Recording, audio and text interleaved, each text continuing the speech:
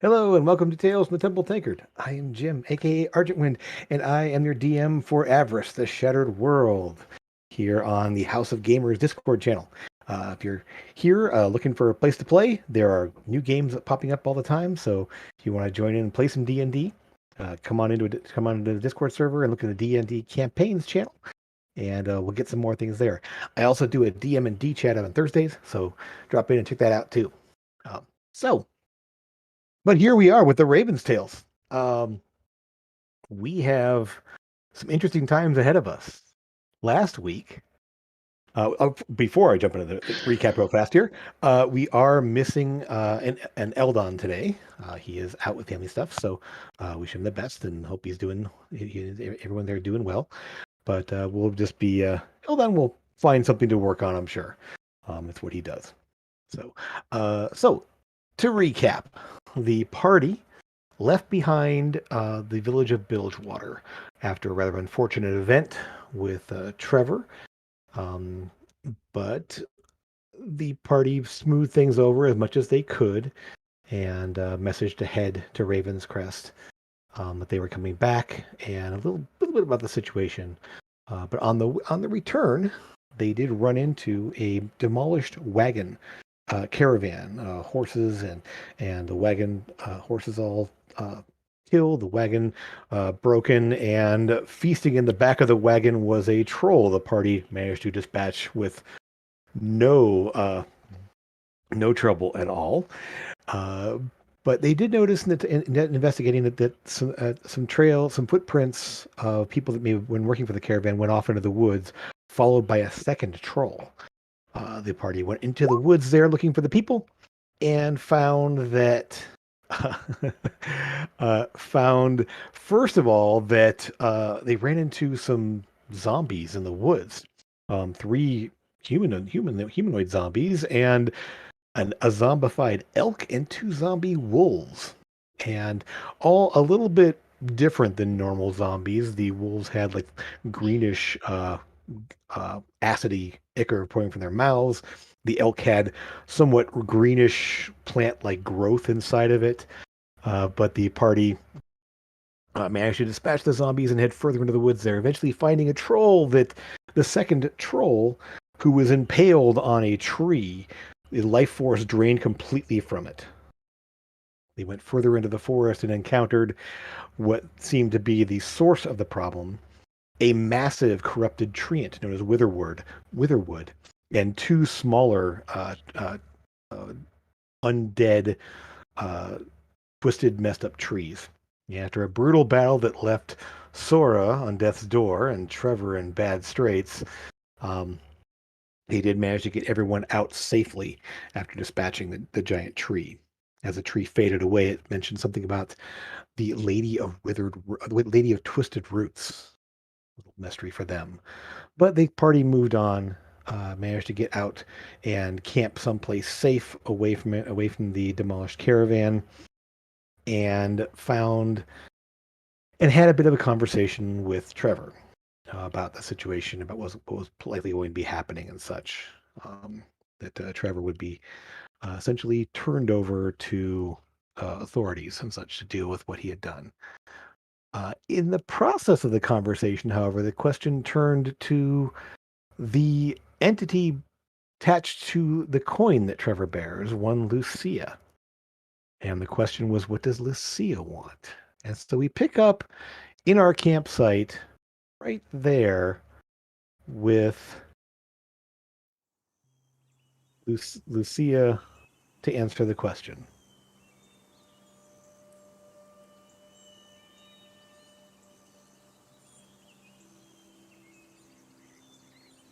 So I want to repeat the question first of all. So who is it who wants to interrogate the lady succubus? I don't think it's an interrogation, just curious, really, as to what she wants from the whole situation. Because, I mean, she's already imprisoned as such within the coin. And now, if Trevor's facing imprisonment, that's like double jail. So, just wondered what her thoughts were, really. Well, darlings, I want to be free, first of all, of anything. I don't want to be bound, and I definitely don't want to be placed back into a safe or a cell for another 200 years or any length of time for that matter. It's not something that I want to experience again. I want to be unbound from this thing, this coin, this power. I want to go Well, home. we need to know what would happen if you were to escape. No one in our world would be hurt. If I am not bound to the coin, I can go back to where I'm come from, and I would be able to live my existence the way I wish to do. Not here. But we don't actually know how to free you, do we? Yeah, I suspect it has something to do. And just to clarify here, one thing is she's actually speaking telepathically to kind of all of you, and it's a slight delay as she's speaking to each of you, like a half second apart. So you all sort of get this like little chain message of her speaking, using Trevor's telepathy, by the way. So there's almost a strange echoing effect to it. Almost he's talking into an echo chamber of some kind there as it goes through each of your minds. Um, I believe it has something to do with that book that Lucas has. Well, it's the power. It involves the power that bound us to these damnable coins. Yeah, but if we free you, we could free everything else that might be in there. Well, it would. I don't think that. I mean, I don't know. I don't know the nature of the enchantment, of course. So I'm not really that accomplished as a enchanter or spellcaster. But I think that really it's breaking the link between the coin and myself. That's the issue. It's not. We're not bound to each other. I have no connection to the other coins, other than it used the same power to do it. I I don't know. I can honestly say here, I am not sure what would happen. Well, I mean, we can go to Port Orus and we can speak to people who might know that kind of thing and try to get information on how to do it. And if we possibly can do it, then we will. Like just, we told you that we tried to do that. So, Well, in that case, if you're going to take me, then Trevor would have to release the coin. I am bound to Before Trevor we through his attunement to the coin. well, before that's we okay. do that, we should decide who is going to take you. No. I think Eldon said he was going to put her in the bag of holding until we get the information that we need. Well, I don't think that that's fair either, because if we're preventing her from going to prison with Trevor, what's any difference between that and putting her in the bag of holding? Because it's temporary and it's just as a means to an end. So none of us. I don't know. Do you want them talking in your head? I mean, I don't, but I feel that she is an entity of herself and has a voice of her own and an opinion that we should offer. Like, if she's going to give it, we should take it into consideration. That's all I'm saying. Like, why dump her in a bag? That makes no sense to me. Well, As I understand it, taking up the coin, physically touching the coin, is what binds it to you. If you don't touch the coin specifically, then it will not form a connection. what do you feel? I have an idea for you, but I promised I wouldn't do it to you without your permission. There is a way around that, but you would be gone for some time. But I can make it to where nobody but me touches you and not for some time, and I would not be able to take you to prison with me. But I can make you disappear for a while until I'm released and recover my belongings, and then I can come back and get you. And then keep That's Trevor, trying to figure out how's what. Trevor, that any different than going to prison with you? Trevor, place the coin on the ground. I'll place it on the ground. Step over there. I don't. You don't have thumbs or fingers, so I really don't know where to go. So you get sort of a nudge in your Okay, mind to step away from the coin. Okay. Yes. Nice step away. Look in your hand. The coin is there.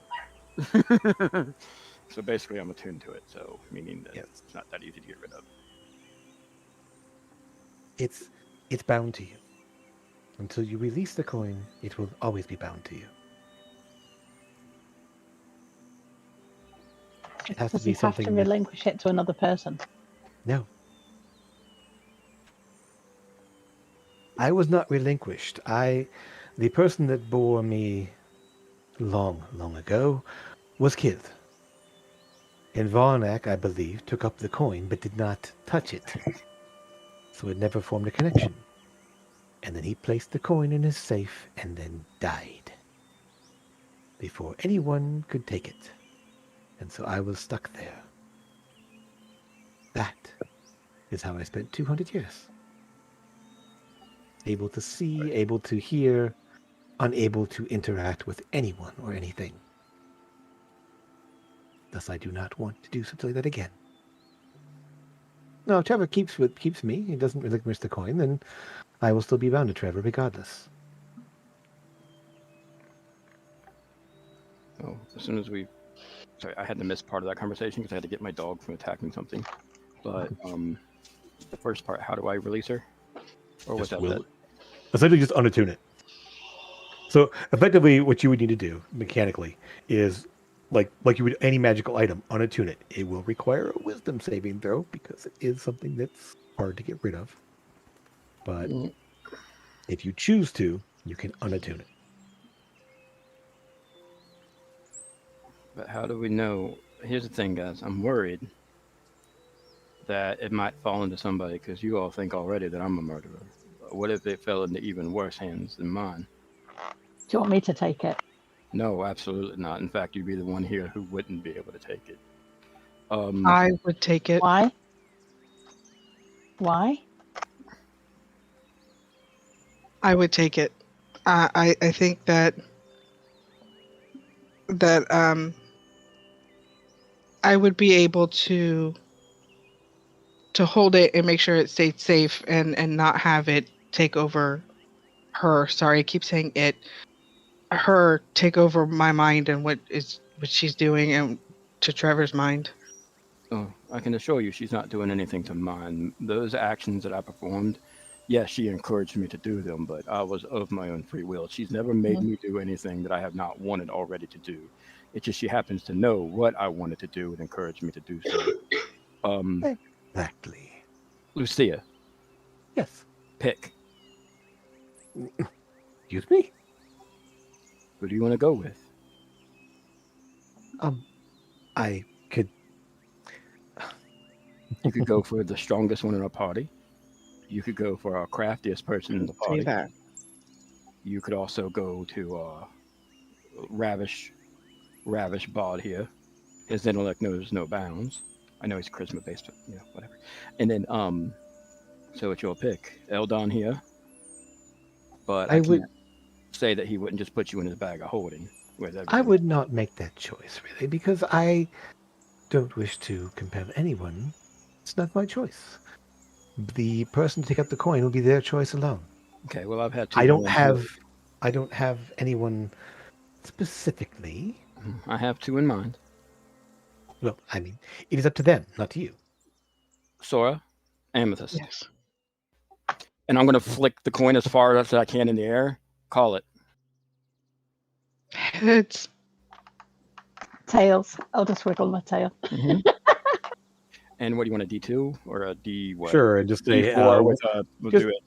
Yeah, D4, 1 and a 2 is heads, Yep. 3 and 4 is tails. 3 and 4 it is, tails. How fitting. Tails. So, let me ask you this. So, Trevor, I need you to make me a wisdom save. Oh boy. I'm not bad at those, actually. I mean, I didn't want to have it, but I'd rather have it than have anybody else in the party have it. I know that I'm quite strong psychically and Okay. might be able to tolerate the voice in the head a bit more than the others. That's what I was thinking.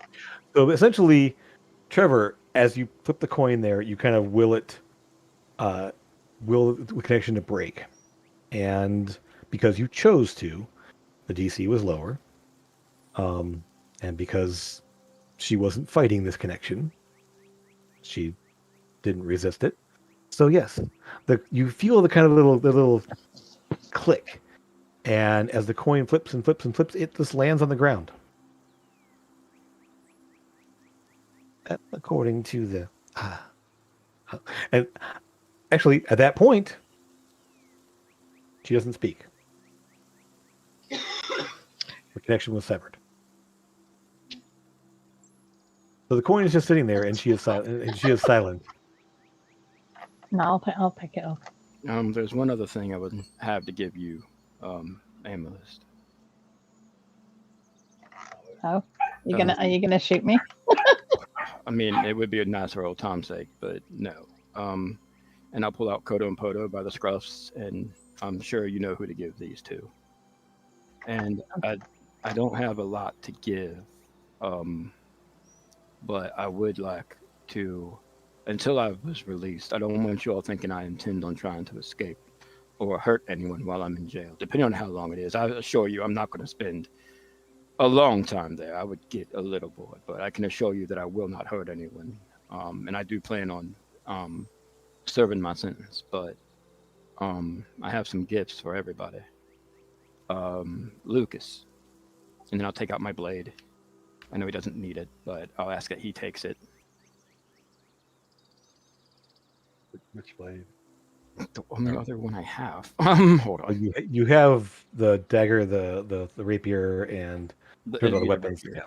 Yeah, Rapier? the rapier and the Doesn't dagger. masterwork. The rapier and the dagger would go to Lucas. Okay.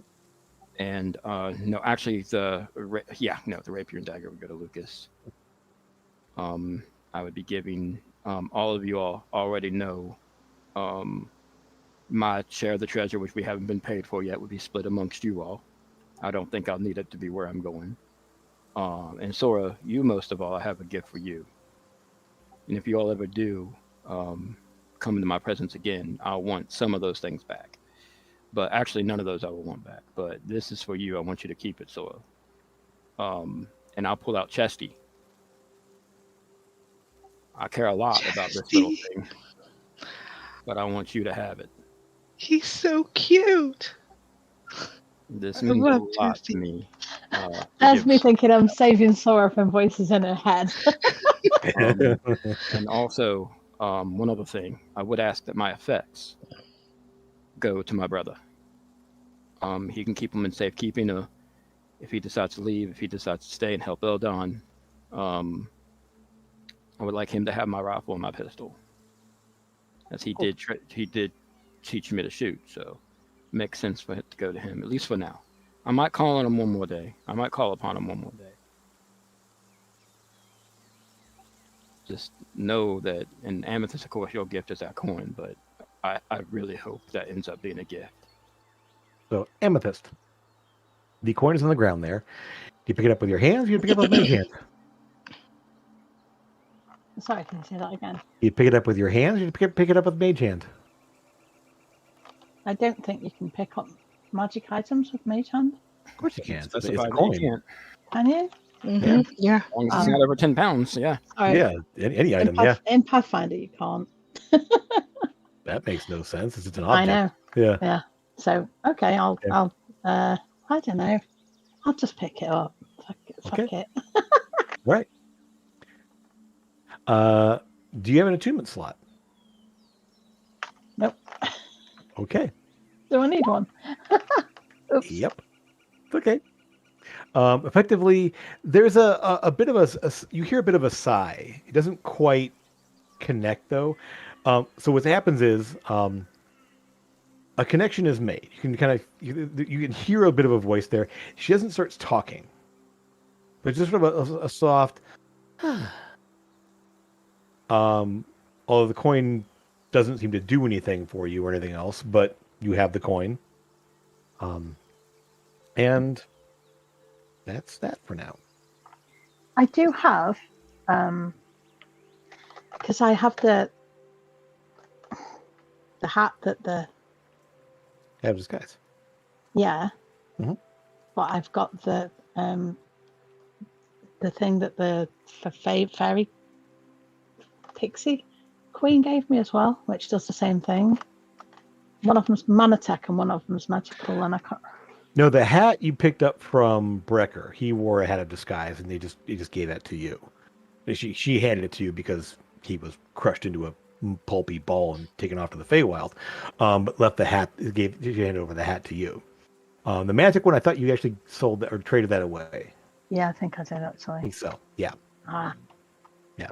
So I mean, like I said, it's you. Nothing seems to really happen other than that little sigh in your head there for a moment, but nothing. There's no suddenly like grandiose thing happening or no strange tingling or anything else like that. Just soft there. That's it. perhaps that's the safest thing though. And Sora, I do have just because I know we've had ups and downs. Same thing with you, Amethyst, but I didn't know who to get this to. And considering who usually does take the most damage out of you all, I do have one other thing if you can attune to it. And, Yeah, I don't have. I have one attunement slot used.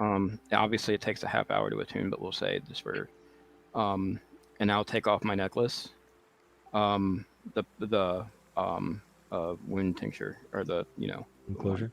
Yeah. Perioptic wound closure. Yeah, and then I'll put it. I'll literally ask her because she knows how I'm about being picked up or even touched for that matter. I'll ask. Actually, no. I'll ask her to take a knee, I will. and I'll put it around her neck. This party relies on you to keep them alive. You know that, right? I sure do. I do everything I can. I've done everything I can to protect you all, and to support us. And there's one thing I've never said to any of you for what I've done. I'm sorry. I'm gonna go give Trevor a big hug. Yeah, me too. Okay, that's enough. That all right. That's enough now. Okay, one more. And then yeah. And so I gave Lucas. I will not be giving you a hug, Mr. Trevor. I will just say that I wish you all the best. Eldon, you are the smartest thing I've ever met. Smartest person rather I've ever met in my entire life. You have taught me more than anyone, with the exception of maybe Seb, has ever taught me. I've learned so much from you, and I won't forget that. Well, you stay safe, and I don't think I have to worry about being in any danger in a cell. As they say, I've heard this said a number of times here. Don't drop the soap. I don't know what that means, but I've heard that said. So I'll explain it to you later. I will psychically tell Eldon now what that means. oh. All right then. Yeah, they definitely don't. Well, unless that's something that no. Just don't. Hold on, never change. I don't know that I can. And the last thing, I know I don't talk to you very much as some of the others, maybe Lucas, but I do also want to thank you for always keeping me in line. You've always been the voice of reason, and it didn't always fall upon deaf ears. And Amethyst, all I got to say to you is, I love you. I love you too. I love all of you. I will be back seeing you again, but I don't know under what circumstances. I do recommend that you all find someone else to join you in your adventures, because I'm kind of a badass and you needed me. And then I just kind of smiled, knowing I'm actually not in that, but yeah. Maybe we'll take your brother with us. I don't think, as crafty as he is, he's not as strong as you all. Certainly he's of one mind, and he's smarter one of the smartest men I've ever known, but I don't recommend that. And I think he'd want to continue his work. Well, whoever does. But I mean, if he wants to, he wants to. I mean, but I wouldn't recommend it because I want to know that he's safe. Now, granted, it wouldn't be anywhere safer than with you all, but figured maybe he could stay at the house, take over my room. Yeah, absolutely. And And whoever does join us, if we do have someone join us in the future, they'll never replace you. will I have a chance to see my brother before I get locked away? Oh, I'm sure. That's okay. I'm sure. Yes. And So Amethyst, maybe I'll just, in that case, can I retcon the fact of giving my pistols to Pistol and I don't think you didn't mention giving those away. Yeah, that's fine. I would have gave them I would definitely, yeah. Yeah. Assuming there's an interaction or not, then I would just make sure he got them. Yeah. So effectively, Amethyst, one thing you would know is that it was the idea that Riley would meet you guys outside the city, and so it wouldn't be like it would all be kept quiet essentially. There's been no announcement. Most of the guard doesn't know. Like she knows, and that's about it. Yeah, but I can send the sending to Seb and ask him to meet us at the outside town. Or I mean, effectively, let's see. So if you send us, I mean, let's see. We'll just say that at some point in the day or so, because you're about at this point about 2 days from Raven's Crest. Essentially, you're where you guys ended up and camping for this time period here. And this course, this can happen. This conversation can happen anywhere along that way here, but you would have had plenty of time. Elliot would have kind of acted as a go-between there and would let you know, Amethyst, that effectively, from what they can tell, until travel arrangements are made and decisions are made over what's going to happen there, Trevor would just be under house arrest, just take him back to the house. Okay. And so it's not like the guards are going to show up and jump you guys at the gate or anything else. That they just go on in and essentially, effectively, as long as there isn't any kind of a problem, so Riley would meet you guys at the gate there just to make sure everything's okay, and then just bring you guys on in and like I said, there's according to Elia, what she says there is that there's no plan to like put him in chains or anything else like that. Just take him inside and take him to the house, and what happened next there will be determined. And lastly, is anyone in need of my boots? Well, I guess I can keep some things for if I ever do get out of here. I think Sora would like them. Would like them. Yeah. Well, I mean, considering you are the one who But gave you them to need me, you do need shoes while you're in there because I have rope on a rope is a thing. He's got 47 pairs of shoes all in the bottom of his closet. It's okay. And I was going to say, I mean, I'm sure they will give me issued shoes there. And like I said, who knows? One day maybe I'll be back for a few of these things. And I will keep these in your room until then. I could do that. That it will be in your room. Or use them, yeah. But like. Okay. All right. So, you want to move on to the back to town, back to the city? Yeah. Okay. All right. So, and just for this can happen over a couple of nights camping. You guys will end up at Raven's Crest at the North Gate. And when you get there, we'll just say, come on now. Yes. Why would you say, come on now? Because things weren't showing up. There we go. And my mouse was not wanting to act properly. Riley and Elia will be at the gate. Little ways outside. Oh, well, in that case, I can give Elliot the... Hiya. She ends up and gives you a hug, of course, Amethyst. Riley just sort of stands, and Riley seems a little bit more reserved than she normally is. She's normally kind of the foul mouthed, a little bit more obnoxious one. But I mean, she's in her guard attire. She's actually got the tabard on there with the white tabard there with the black raven on it there. You notice that actually the bow she has on her back, it looks a little different than before because Elia did give her one of the bows the Auntie had, or the Wood Elves had, and so and the shield is different as well. So she actually now has the bow shield essentially that she can use. Awesome. But her normal sword and everything else. But she'll, it's good to see you. And Riley will say to you guys, not exactly the best of circumstances, I understand, but I think everything should be fine. As I understand it, Phaelden and Bickle will be by to talk to you. I think they're going to know more about what's going to happen in this situation in terms of travel and next steps and everything else. But they'll stop by the house later on. Once we go back inside, I will let them know that you're back. No one in town really knows anything of what happened. We didn't feel the need to spread that around or anything else like that. So That's what we were hoping for. Yeah, me too.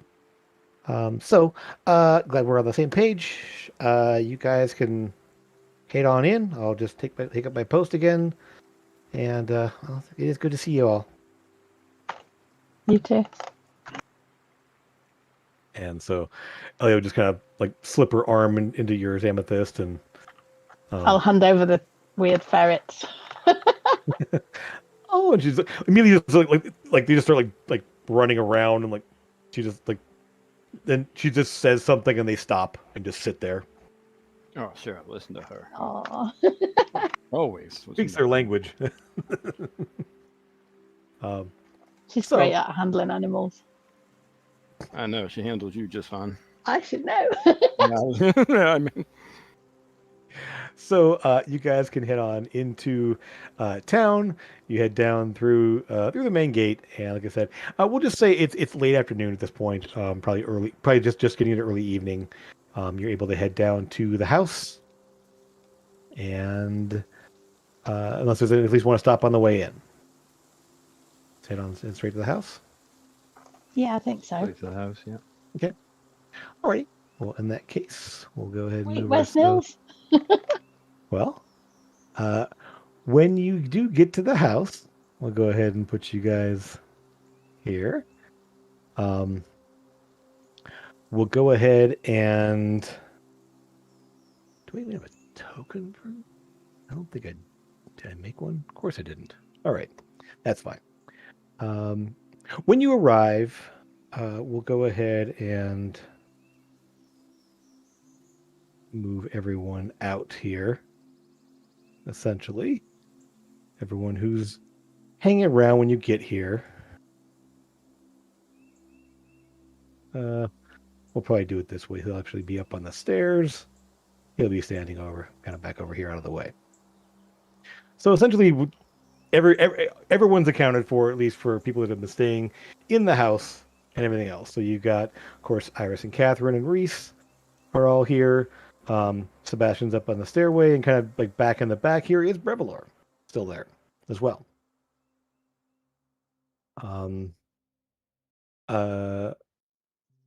Essentially, Catherine will basically be the one kind of the one who talks the most out of the bunch, out of that bunch at least there. And it's good to have you back. Just so you know, the artificer is out of the back patio. You got word that you were coming, so I let him know that you're going to be here. I don't know what's going on exactly, but welcome back, right? So I just know that there's something going on. So you can fill me in later on, settle in, whatever. Other than that, I think everyone's been settling in pretty well. I trust you all were successful in what you did. And Elia's nodding, of course, because she got back ahead of everyone else. We, I mean, no, we didn't find the diamond. But, you know, we made some progress, I guess. Well, Not a good. great amount of success, but, you know. Well, I mean, progress is all we can really hope for in most cases, and that's as long as we don't have any major setbacks, of course, right? Yes. Well, Yes. All right. So, one second. Let me ask a question here.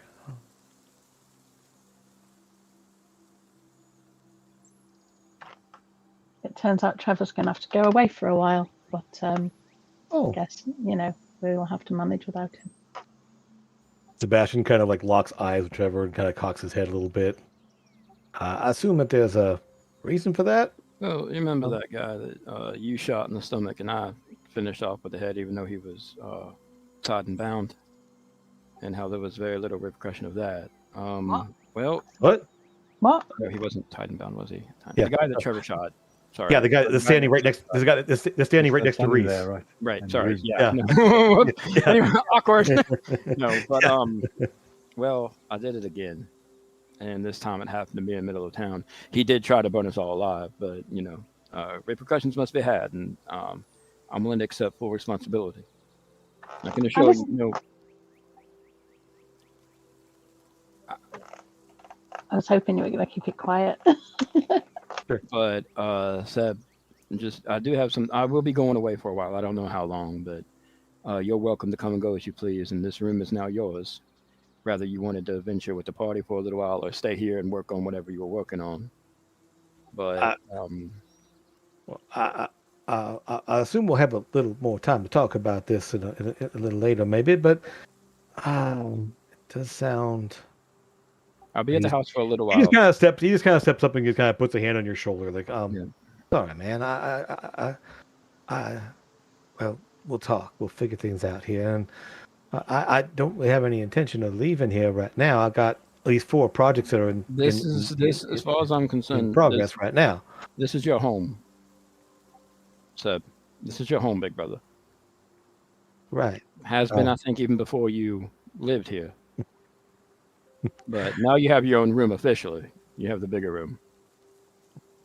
Well, appreciate it very much. I do have something to give you to either use yourself, but I assume you're not going to be doing a lot of adventuring, or you can keep them safe for me. But if the time ever comes to where, I mean, you did teach me how to shoot from the beginning, but with or without any guns. But I would like you to keep a hold of these for me for now, and then I'll hand over the Manatech rifle, the Black Coat rifle, and the.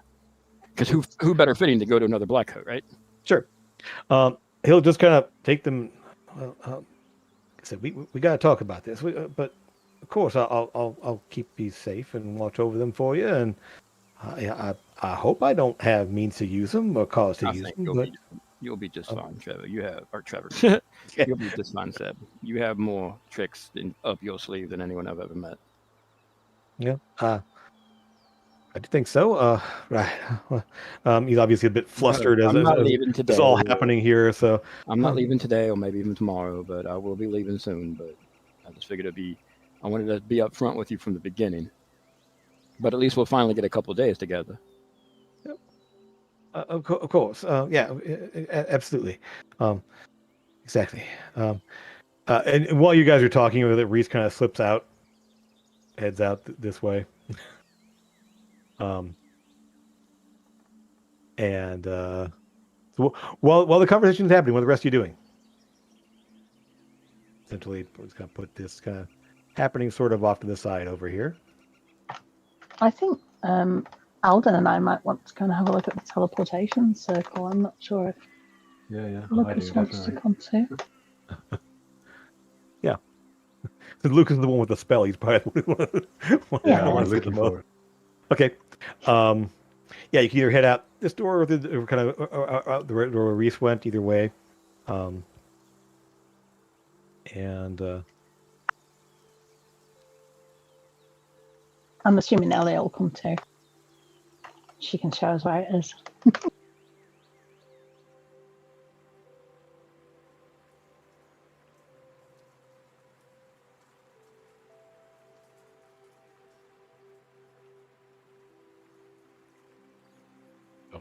um, yeah. So you guys got there? Sure. Let me one thing real fast. I meant to put something on the map here, and It's a teleportation circle, Jim. yeah, exactly. I had one sec here. I think it's actually on my. I need to get the actual image here.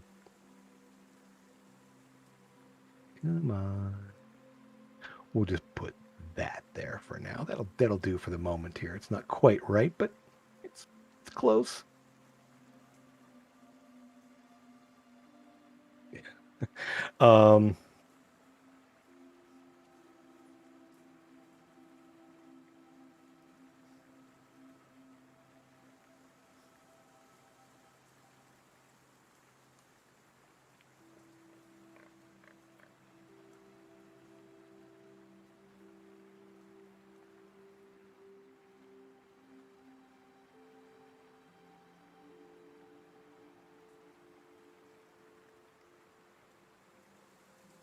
This is one of the questions I had before and never got the answer to. So yeah. Right. So as you get out there, we'll just put this on the map here, and we'll let's see. Okay. Then as you get outside, you will see.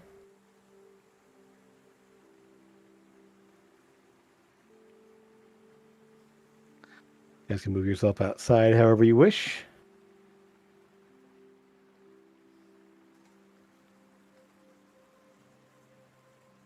So Amethyst, you were going to? Okay, cool. Yeah. So out on the when you get out to the back there, you will see there is so kind of etched in the flagstones and everything else that set in the center of this circle is that conjuration core that you pulled out of Invarnek's tower. This sort of brass metal disc that's sort of now embedded into the ground, and there's a ring of like essentially metal etched runes and such in the flagstones all around it, separating this kind of this two circle, this central disc, and this bit larger circle around the outside of it. And standing there, you do see in a kind of a long coat. Actually, he isn't in his armor and everything else that, but he is sitting there with the black hat on. You see Nils kind of like hunched over, like etching away and moving some things around there, and he's kind of pouring power into it itself. As he looks up and, oh, you're back. Good to see y'all. Well, progress is made. Amethyst, Lucas, good to see you. Is the rest of the group here too? Mm-hmm. Yeah. And you'll see as he's working there, what you didn't see before is that on his coat, it's a kind of a long duster coat. They're kind of brown and some like bronze and like buttons and everything else like that. But on the right shoulder is these two little loops that are there, and hooked into those loops is that cat he had, the kind of the silver wire cat there with the sort of fabric inside of it there, little wings folded back, and it's just literally hooked onto his shoulder there, just kind of in place there. And as he looks up there, it looks up too, and kind of the greenish glow in the eyes is there. You don't see a lot. You don't see the only thing you do see sort of on his hip is like a hand crossbow. Other than that, there's no other weapons or any fancy gear that you can see for the most part. But he does have that. That's the only weapon he has on there. Is this little like dark wood and bronze and hand crossbow with some gears and stuff on it there. Kind of a little complicated looking thing. So, well, it's good to see you. It's been nice being here and meeting some folks and doing some stuff, doing the work here. We're actually just about done. The circle is prepped there, the core is in place, and it's a matter of pretty much, well, Lucas, glad you're here. Effectively, once I finish this little bit here, you're going to be able to tune to this thing and use it. That's great. I'm not gonna tune to it myself just because it's this is thing here. But and he goes basically it's like so, and give me 1 minute. And as you're standing there, you will let me go ahead and make a roll real quick. Okay.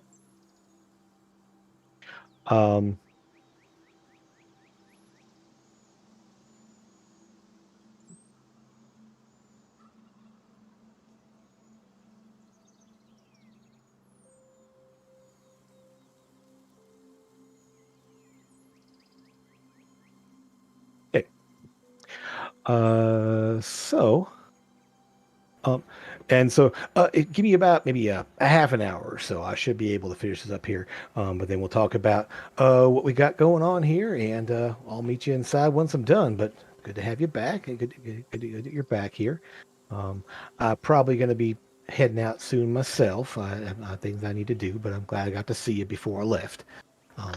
I think we might be going back to Portoris with you. With me? Oh, well. Mhm.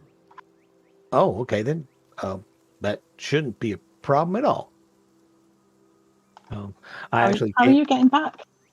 Oh, I got my. I came here in my. I'll show you. Okay, cool.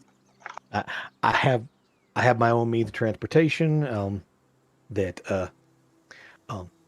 Yeah, I didn't come here alone actually. And he kind of starts looking around like, where the hell did that guy get off to? Mr. Nils, I'm here. I'm here, Nils. I'm here. And go ahead and put him on the map. So probably right about there. Just yep. Make him a little bit smaller, but you will see just kind of off in the corner. You didn't see him there a second ago, and as he talks and steps kind of into view from someplace, wherever, you see. Go ahead and describe the person they see. You see a slender, about 5'6", 5'7", maybe a little taller, not much. He's got a leather cloak around with a clasped buckle around to keep it on that goes down to his chest and his centerpiece. And you see a gauntlet on his arm, or a gauntlet, like a leather gauntlet with like knives all the way down it. And then but thank you, that helps. And you see he's fairly pale, but looks human. And he has dark eyeshadow around, and he's got like piercing like blue eyes, but there's like a black cornea around. I know that they're not actually white eyes, but like I know it shows in the picture, but yeah. And you see a short sword on his right side, and you don't see any daggers other than what's on his arm, but you see a lot of buttons, more buttons to keeping his shirt together in the center part than there has any need to be. But other than that, pretty much exactly how he looks in the picture, more or less, except for the hair. Actually, that's a pretty good representation. It's both gray and silver going out, like gray and black, or black and silver going down the sides. Oh, this here is Torben. He accompanied me here. He'll be just traveling with me, and well, we can do more introductions there. If you, like I said, I got to finish up here. If you want to come back a little bit, or if you want to go inside, Torben, like I said, I'll be done in about maybe a half hour or so. Wait. Wait, Nils, inside of their house? I mean, if they're here, Ira said that we could go inside if we needed to. I mean, it's There's not. You're people. very welcome. There's people. Is there just very well? Okay, You met Iris, you met Catherine. I mean, of they're course. inside there, and Reese. I mean, he's the one who gave you that meal last night. That was No, they'll real might nice. know. They'll might know. Yes, yes, of course, they'll might know. But everyone else, is it safe, Nils? I think so. I think it'd be just fine. Okay. You- Amethyst, you're the first. You're very pretty. You're wow. You're a cat person. I am. Yeah, I do. I like cats. Very, very much actually. But don't worry. Not like that though. But yes. Maybe we should. Maybe we should go in. Okay. We can Yeah, get I'm you sure some that's okay. food if you'd like some food. You're more than welcome. Any friend of Nils is a friend of ours. Yes, Nils is a very. He's a very nice man. He certainly is. He actually, my wife knows Torben a little more than I do. I mean, we Yeah. met a couple of times, but I mean, I think this is the most time I've spent with him, which is real nice change. I do. I've enjoyed his company. Are these guys? Are these are the adventurers you spoke of? Yeah, they're the ones that You guys help go out and do things go on like adventures and kill big monsters and do all these things. That is what adventurers do. Yes. I've always wanted to go on an adventure, but there's so many things out there. Well, why don't you go inside, get to know people? Like I said, I'll be done here in a bit, and the fewer people around, the faster it'll go. So feel free to get on inside. Go on. Get on with you. Come on, we'll get you some food. Okay. And as I stop by the door, I knock, like literally, even though they're out there. I'll just push him in. Oh, okay. I guess I'm in here now. Or not. What was your name again? Torben? Torben. Yes. Torben. With a V for Torben. Torben with a B. Ben with a B. You can call me Okay. Torben. All right. You can call me Torben, though. It's okay. If that's what you want to call me. No, I'll call you whatever your name is. Okay, Torben it is. And then you walk away and then go to the dining room. And so, I mean, Lucas, you can stay up there if you want to, or follow him in either way. I mean, Lucas is just working there, and you see him. He's literally just taking like little bits of, like metal dust, like powdered, like looks like powdered copper and powdered like bronze powdered, and he's like sprinkling it into these etched runes, and then like pouring power into it and like almost making it solidified. It glows for a second, kind of bright, and then settles back in. I understand. You're the one who's got the spell, then ready to go, right? Yeah. Have you got the spell? I do. Yeah, it's not one that artificers normally do, but it's one that I picked up a little trick for. I don't. I spent some time putting these together, but I mean that core right there, that makes this process lickety split. I mean, I can do it no problem because it's just a matter of. I mean, that is the heart of a circle. I mean, that's what attunes it to the dimension and time. The core of what makes a circle like this work. If you use for summoning too, if you wanted to actually summon something from another plane or do any kind of a plane shift or anything else like that, you can use that as well. That kind of lets you. It anchors the circle to this dimension, this time. This ring out here is the material coordinates, so the XYZ axis. So this is your longitude, latitude, elevation. This is what you use for the physical location. And so once this is done, it's prepped to go. If you want, once you're ready, you attune yourself to the core and memorize essentially the coordinates, and you can teleport back here as long as you've got the materials and such for it. Pretty much anytime you need to. Well, assuming you got the energy behind it. Yeah, that's great. Exactly. Nils is southern nerd compared to Eldon. I mean, So, um, so, You're quite sorry. Go I was ahead. going to say to Nils, you're quite welcome to attune yourself to it. There's no reason why you shouldn't. I might. I mean, I don't see myself hopefully not need to come back here very often, but it feels good to visit with y'all and to visit with Nimbus. I've done some work with Nimbus in the past, and he's a good man. I do enjoy his company too. So, yeah, if it's okay with you, then I will. I don't have now. One thing you may consider. Um, Obviously, once this is set, if someone attunes to it and knows it, they can teleport back here as well. But until they can actually physically like spend the time to attune themselves to it, they can't use it. And if you ever need to, and he pauses for a moment there as he kind of like works in another set of the sigils and kind of like floods the power into it there, and they solidify.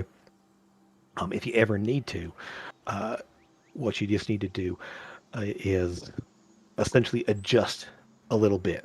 Just give the center ring a little bit of a twist, and then reattune to it, and that will break anyone's connections that could use it. And effectively, occasionally you might need to recast the spell on the circle itself there to reestablish itself. Normally, it takes a year of casting over and over again to get a circle to fit. So it's a matter now of essentially with that core there. That's the hard part. So you just have to make sure that everything's working properly, and just a realignment process every now and then by casting the spell again. You should be fine. Yeah, that's good. Good. Well, like I said here, I got a few more of these to do here, and then you can go ahead and look it over and get yourself attuned and memorize the coordinates. And at that point, it should be ready for you to use. I will say, if we are heading to Port Oris, you might be able to, with that sweet talking or whatever, you might be able to get yourself a coordinates to a circle there. Talk to my wife. I think she might be able to arrange something through the Lyceum. They do have a teleportation circle there. If you can get permission for that, based on what you're doing here, I think that it might be okay. That'd be great. Yeah, that sounds good. Thank you. But yeah, so he just kind of like almost doesn't like tune you out at all. He just sort of like just goes back in and starts methodically doing the last set of sigils along the side over here there, as you're watching. Back inside, who's doing what inside? I am just in a corner, like literally sitting down. In the dining room or just somewhere else? Yeah. No, in the dining room. Like if no one showed me around or anything like that, I would just stay there, kind of like shifting side by side, left and right, waiting for someone to like basically say that I could leave this room. Yeah. So you can go anywhere you want to. Okay. I'll go. Eldon will kind of poke his head in the room. Oh, we have more visitors. Hi. Oh, goodness. Hello. I'm going to go down to the lab. So, if you need anything, I will be down there working on some projects. And that's where I'll be. So, yes. And he basically like heads downstairs. And You all have a laboratory in your house? Yeah. Do you want to go look? No. Okay. No, thank you. Maybe. That's maybe, probably the right answer. Yes. Is he always just in and out like that? Yes. He talks an awful lot, but he doesn't really say much. I like him. So, Sora, what are you doing while you have in the dining room, or are you talking to your folks there? Take him to meet the rest of the gang. Wait till he sees Sora. Dear Lord. No, I probably walked in the house and went straight immediately looking for my sister. Okay. Essentially, knowing that you're here, you will, the obvious place Yeah. Once you're here, I don't have a token for it, by the way. So we'll just kind of Neither do I. yeah. So I never got a picture for it. So anyway, but essentially, she will come out of the library and, oh, you're here. Very good. I am happy you're back. We have stuff to do, very much. Right. Uh, hello. That awkward sort of like not quite sure what to say or do. First thing I'll do while she's talking is probably hug her. Oh, right. Of course. Yes. This thing that we do. Yes, of course. Thing that we do. What am I gonna do with you? I assume prep things for business, right? Yes, that's what Mom sent you, or Nanny sent you here for. Right. And it's well, it is good to see you. I appreciate all the books that you sent. It was very, very nice of you. And I've seen some of the ones you have here in the library. It's very, very nice, and I appreciate that. Iris and Catherine have been very good about letting me peruse the books that you have. Very good. So you're not been bored. That's excellent. Oh no, I'm also drafting up a number of contracts that to work with the mayor and the council that are here, and it's been a very busy time. Good. Do you need me for anything? Not just yet, but it is getting close to dinner time, correct? Oh wow, it's dinner time already. Yeah, sure. And Reese just like, I'm on it. Just a moment. And he like heads back to the kitchen. Poor Reese. Like, Okay. he just sort of butters. I might need to Catherine as he goes by. I might need to send somebody out for some more supplies. I don't think I got quite enough for a full meal for this many people.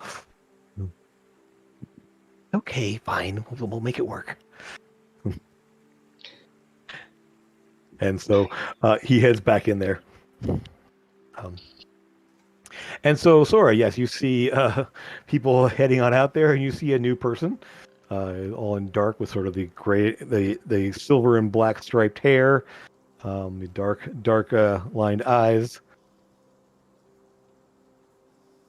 You like fish bones? Sorry, Yes. It said it likes fish bones. I like the meat too. And who is the new person? He came here with Nils. This is the one that's Sora. This is Torben. You're This so is Sora. blue. Well, thank you. Your teeth are so sharp. You Thank have you. very nice teeth. Oh, it's because I brush and I pull out my tree branch that is kind of lost its leaves at this point. I need a new brush, but I brush. And you see right next to her is another one that's also blue, but much thinner, and actually has spectacles on, and it's just wearing just sort of like plain like dark like robes almost. So many people in this house have tails. Plus another dragonborn who is bronze. Yes. Brass. Is a brass colored wearing in sort of like a almost like a smock apron style dress. Standing over here. And although I will say this, you would have seen both. This is Iris and Catherine. Iris is the kind of the main caretaker of the house, and Catherine is sort of the more business person of the house there. So, as Nils hasn't been staying. You guys haven't been staying here, but you've been here off and on for the last few days, at least. Actually, about a week now. Yes, this is very full house. There's a lot of people here. You all seem very, very nice, and it's very nice to meet you. We're all right, most of us. We'll introduce you to Trevor as well. Oh boy. Oh boy. Shall we get Iris? Shall we get Iris to make some food for us all and Yes. have a nice meal and Yes. see if Nils would like to Iris- join us? Iris doesn't do the meals. I sent Reese to do that, so he's on Right, his Reese. way. Does Trevor Oh. have No, a tail as well? I will go and help. I'm No. sure Reese could use extra hands. I could do some chopping and prep some things for him. So she kind of like ducks by you and heads in the kitchen as well to kind of move things along a little faster.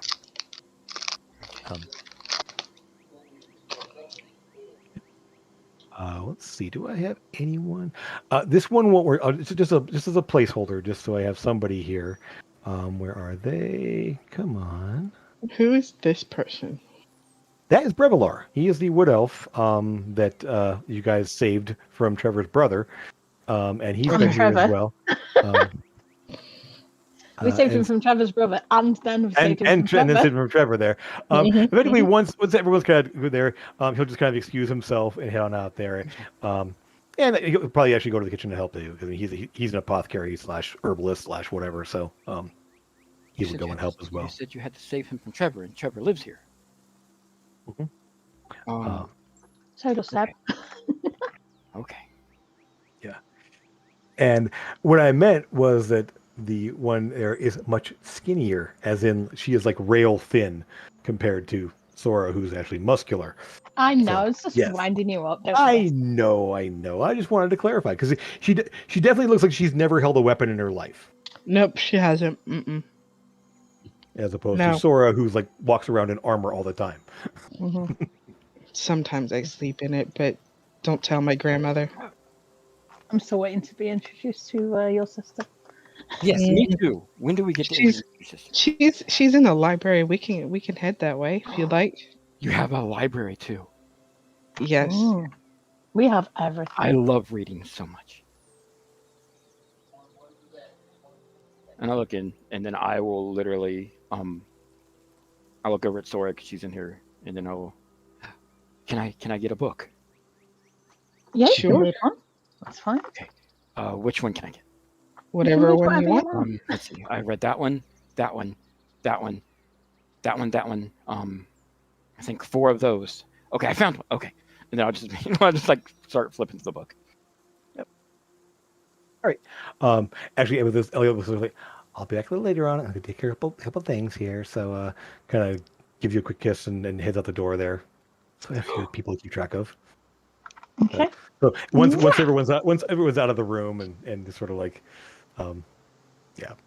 So, and she's kind of in your head as she's going out there. Have fun. I'll talk to you later. You too. Love you. Love you too. And so, sort of what we have going on here then. Anything anyone wants to accomplish before dinner time or any conversations or whatever is happening here? So, what do we got I want going to on? ask Nils about the fortress if he knows anything about it. So, Just kind of describe it to him and stuff. okay. So, essentially, we'll kind of fast forward a little bit then as people kind of like settling in and doing stuff. They're moving around here. Nils and Lucas will step back inside. We'll actually step inside as they're wrapped up.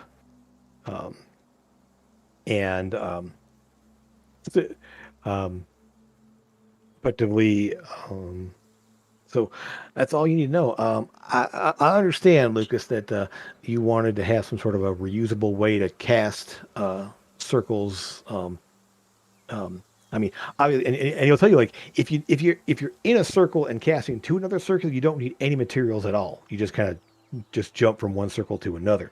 You won't need any material. But if you're somewhere else, usually it requires the powdered chalk and gem dust and such like that to form the circle for you to thing there. But there is a way, and I believe Alindra was going to have something for you there. I don't have one on me at the moment here, but there is a way to do that. So I think she was going to get something for you there. I think so.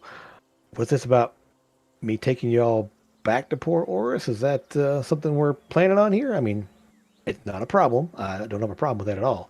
But, I know we are heading out there. Yeah, we So- had planned to go to Port Oris, but didn't know about you taking us. That was something Amethyst just dropped in the conversation.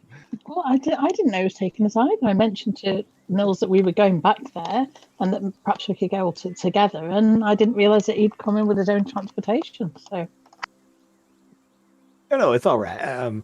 It's I have a means of getting around that's not quite what people usually expect. So, what is it? I'll have to show you. It's hard. It's hard to just tell you. I kind of to show you. I just Okay. start, you hear Torben start kind of like Yeah. giggling to himself. He's like, Yes, and Torben, yes, you did show up in that conveyance. Let's just say. I won't ruin the surprise, Amethyst, but you're gonna have fun, or you'll be terrified. Either way, it'll be fun. So yeah, I can definitely believe it. I could take half this town, but well, not quite that many. Well, almost that many, probably. Anyway, so right, so we'll kind of gather whoever wants to discuss or whatever. We'll put everyone in the dining room wants to just have the conversations. Gather in the dining room if anyone wants to talk over what's going on or ask questions. Nils or anybody else. Let me actually pull up Nils' character sheet because I have that. Yeah, you do. Strangely enough, yeah. I actually have two versions. Let's see. He's level 20 now, right? Yeah.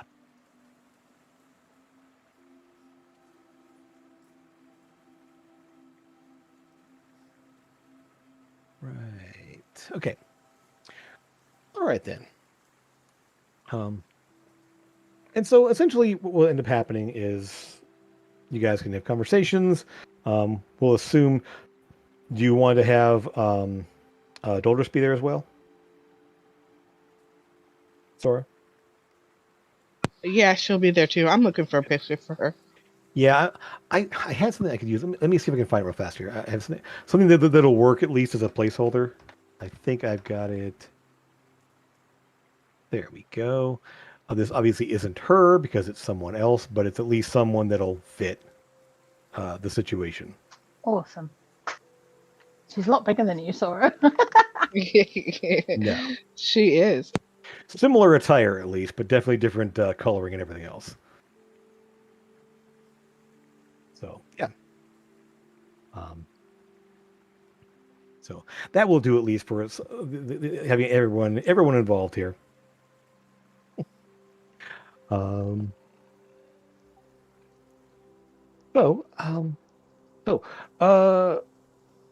mean, a lot's going on. I've only getting little bits and pieces of it here, of course, but this he's had a question about someplace or somewhere. Yeah, I had a vision and saw a fortress like all sort of crumbling and ruined. And I just wondered if you had any idea. I can get something, try to sketch it a little bit and try and sort of put down what it looks like. Do you have any illusion-based spells or anything? I don't think so. Okay. I mean, you could, I would say, with telepathy, kind of make an image in his head. Right, okay. Yeah. Okay. All right. That worked. And let me see what he's got here. I'll tell him I'm going to do it first. I don't just want him seeing it and going, whoa, what the hell? Oh, yeah, no problem. And so you put the image in his head there, and he's like, and then he goes ahead and casts minor illusion and forms the image that you put in his mind kind of on the table, basically on the dining room table there. And then as you sort of like, no, it was more like this, he'll adjust the image until it's pretty close to what you saw.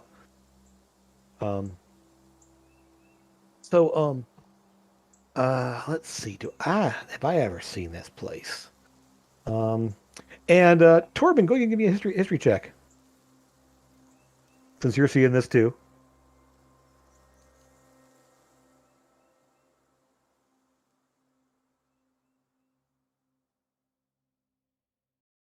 Is it a history check? Yep, history check.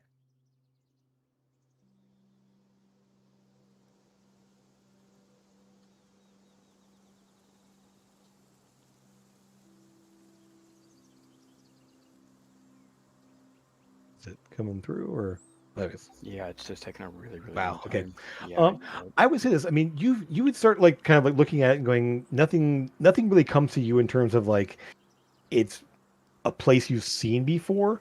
Do you know there are a number of ruins that are out there in various places, but nothing that matches that image anyway? Nils kind of looks at it like, uh, I don't know. Hmm. I don't know the exact location of that place. It doesn't really. I mean, I know there are a number of ruins out there in various places there. I mean, the northern Gervon here, I mean, Oris, uh, has been around for a long, long time. And by the state of this place, it hasn't been in use for quite a long time. So it may predate the Dark War. Might be even you know, uh, back in the previous age. It's hard to tell exactly without seeing it up close there in terms of the wear and tear, but it definitely isn't someplace that's currently in use by the look of it. Um, I mean, other people with more cartography background might give you a little better indication, but I mean, it does have the look of some old fortresses that would have been up in this region here. So, um, but narrowing it down to a specific place, I can't quite do. Um, Okay. so, um, so what's here? What's in this place? It's the last place I knew Wraith was. Wraith. Think I've heard a bit of mention around that, but I don't know the full details. Talked a little bit with Janan because I know she talked a little bit more about the situation, but um, sounds like there's some nasty customers out there that need to be dealt with. You know the way that Ellie and I are connected, right? I understand the basics, yeah. Well, there are I 5 don't. of us, and one of them is Wraith. So I can have visions of him because I'm sort of psychically linked to him. Right, And sort of the telepathic last, bond. yeah, absolutely. And so I just had a look the other day to see if I could see where he was, and that's what I saw from his. Well, I saw it from above, obviously, because he was in an airship. But we're It's trying an to find airship him now. because Oh, he's the guy that's got the thing that went missing in this town, and he's pretty much responsible for everything that's gone wrong recently. So, well, that's and you yeah, already know he's trying to bring back the Dark King. that's Janan's been talking about that big. I mean, she's been. I'm gonna level with you.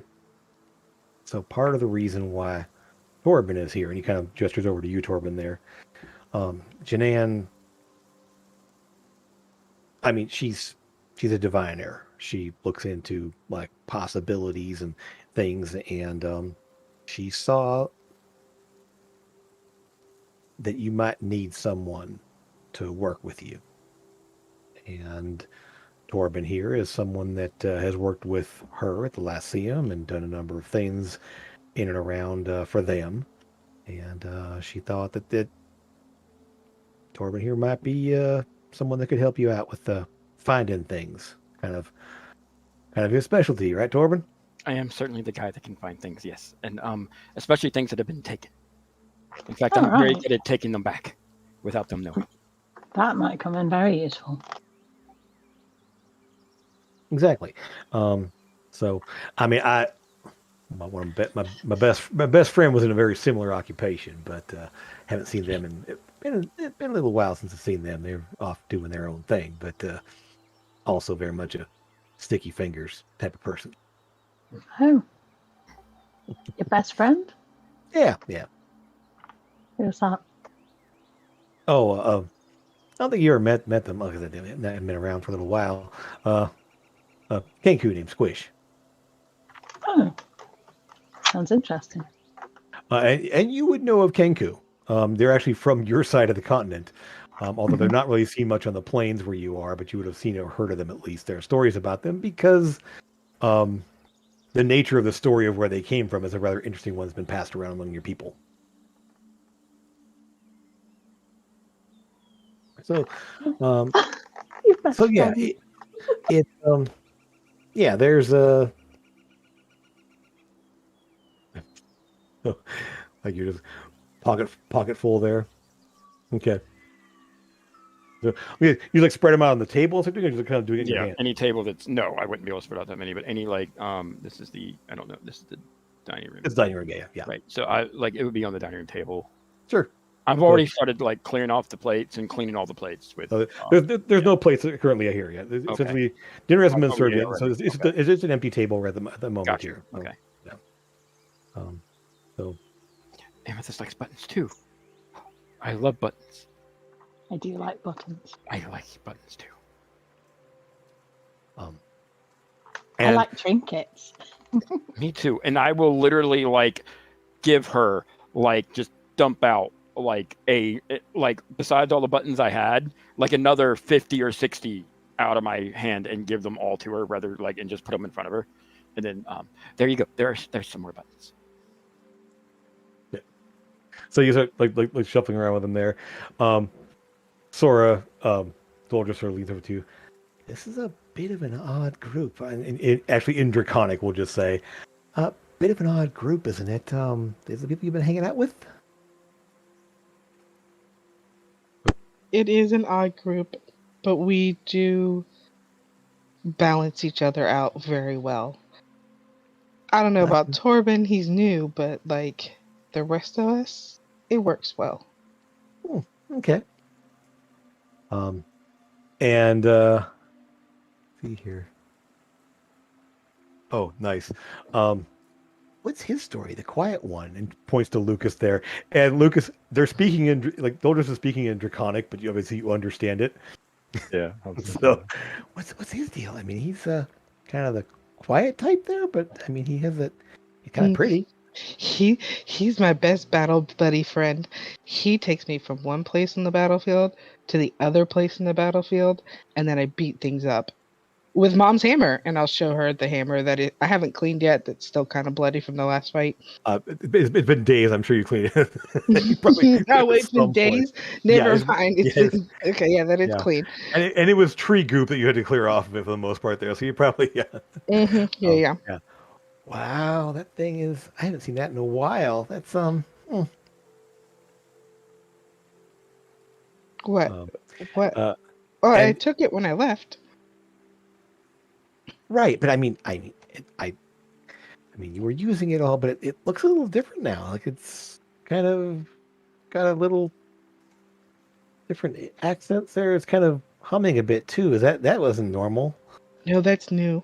It like I did something, but I don't remember what I did, and then all of a sudden it started humming, and it does extra stuff now that it didn't used to do. Right. Okay. As specific as ever, my sister. You know, you're the smart one. I just hit things with a stick. Yes, and you do it very well. So I guess people are then talking about you there, Lucas. You have the instrument on your back at least. I'll bring it around and I'll play a little song in Draconic. Instantly just enamored by Lucas right now and not looking at it. Drops my buttons and everything. Okay. In Draconic. Yep. In Draconic, yeah. And you see, as much as a dragonkin can blush, she just sort of like the eyes kind of go wide, and she just sort of like told me. I forgot. Sometimes they understand words and sometimes they don't. I didn't understand magic until I met these people. Oh, I can see there's quite a bit here based on the look of them. That's a lot. Okay. So he speaks Draconic, and you've got a Tabaxi with you, and you've got a She's my best friend. Huh. Right. And Are you still speaking Draconic? Yeah. Mm-hmm. I'm gonna use You cut out there. You're gonna use tongues? Yeah. Okay. Yeah.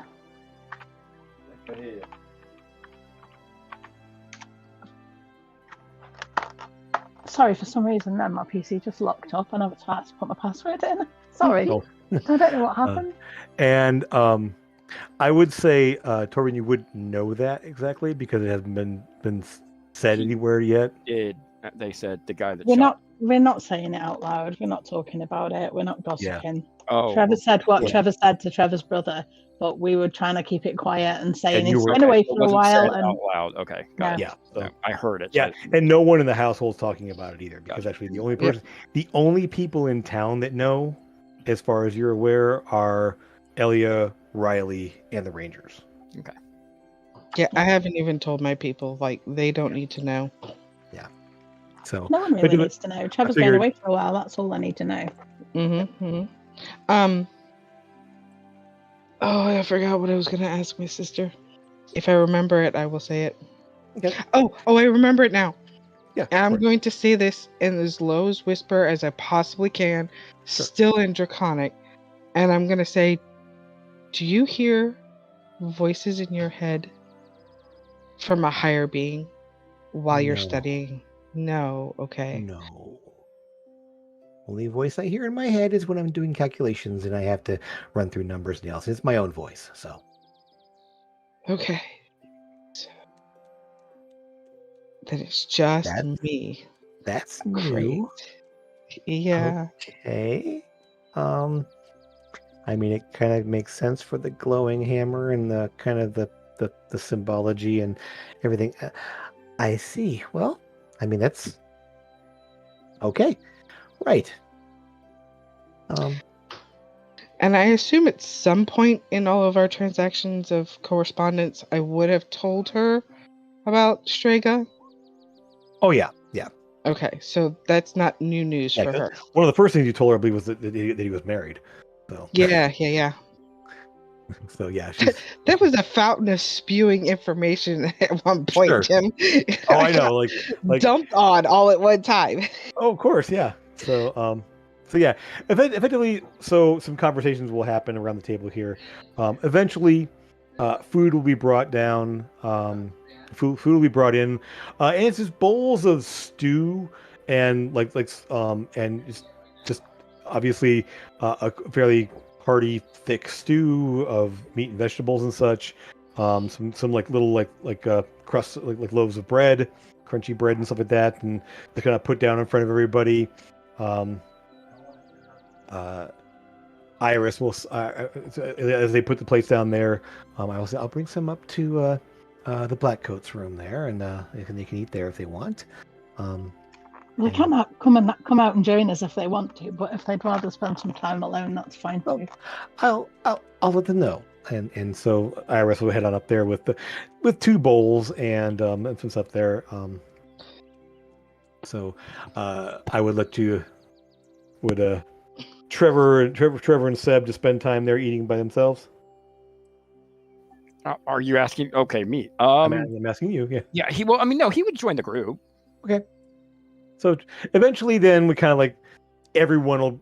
So the dining room it's fairly packed. I mean, it's a large table. There actually are enough chairs that can be brought in around the table there. But it's pretty much at the point there where a large amount of food is brought and everyone's kind of brought in there, and so you have people kind of old and new folks here for dinner. Is Nils joining us? Yeah. Yeah, Nils is there as long as you guys. Essentially, yeah, he didn't leave, and as food's brought in, like, oh, good, I'm kind of hungry. Yeah, this is great. It's nice having somebody else do the cooking for a change. Yeah, and Reese does some, he does some good meals for a used to be dead guy. Okay. Oh, right. I did hear about that. Yeah, he used to be Okay. dead, but he's fine now. Yeah, Linda was the one that went and found him and Yeah. did the spell, and then we had him, and he's kind of like, yeah, we had him shipped here, and sorry, and he kind of looks over at Reese, who's like, kind of like a little bit more pale, of like, Yeah. Right. Of course. I'll be right back So- in 3 minutes. I'm going to take the puppy out. She doesn't pee. Like, literally right back. Puppies. So what was that question, Amethyst? I'm not sure. What? I'm trying to read through the. No, I was there's a lot- talking to Torben. Okay.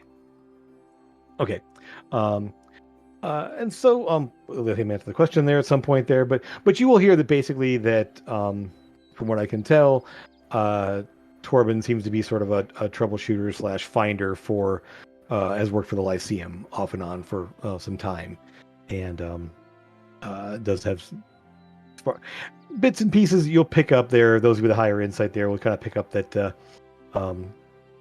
there does have some magical knowledge. He doesn't seem to be too weirded out by magic or anything else like that, and you would expect someone from the Lyceum to have some knowledge of it anyway, so Yeah. kind of makes sense.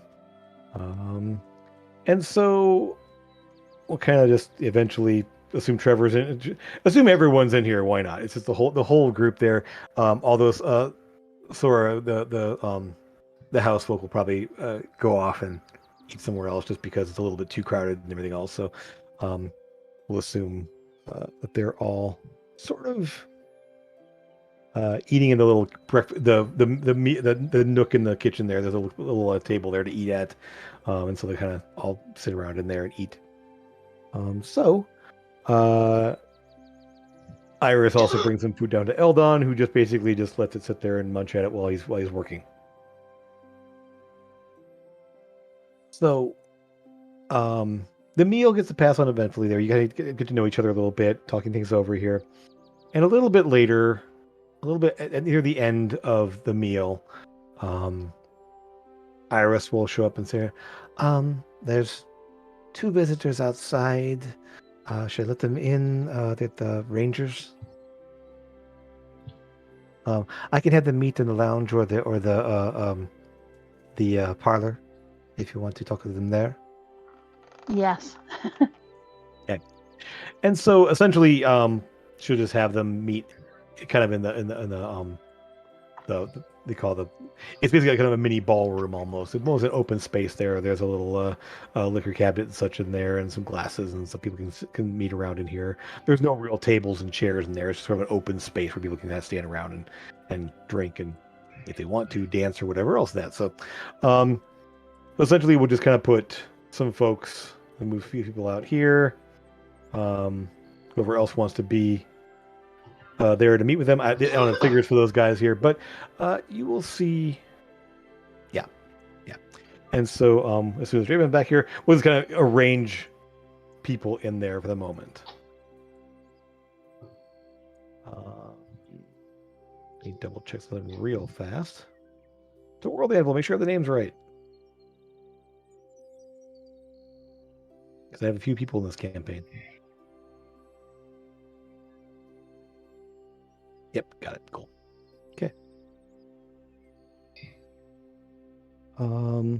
So as people are heading out there, anything so I guess who wants to speak with the Rangers? Who's going to be out there?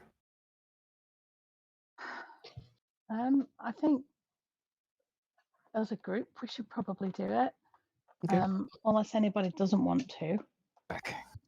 Okay. We'll just ask Torben to sit this one out for a bit, and Okay. ask him to just stay with Nils, and we'll be back in a minute. We're just popping out of the room for a minute. Obviously, if Sebastian wants to come, then he Probably should. know what's going on. Yeah. Mhm. So at the end of dinner there, just to catch you up there since you were tucked away, there's a knock at the door, and the Rangers have arrived there, and they're to talk over what's next steps. Okay. And so whoever wants to be there, they're meeting out in here. I don't have figures for these two, but we'll kind of get Torben and Nils will stay in the dining room. Sora, are you gonna go too, or are you gonna stay back with Doldrus? I think that I will go as well. Yep. But I'm going to ask Doldrus to stay here. She has no problem. Yeah, she's just sort of. But I will go looking for Catherine. Okay. Yeah, because Catherine should come. Okay. She can always be told just to not say anything, but she should come. Yeah, no problem. Let's go ahead and That's grab her. her up there.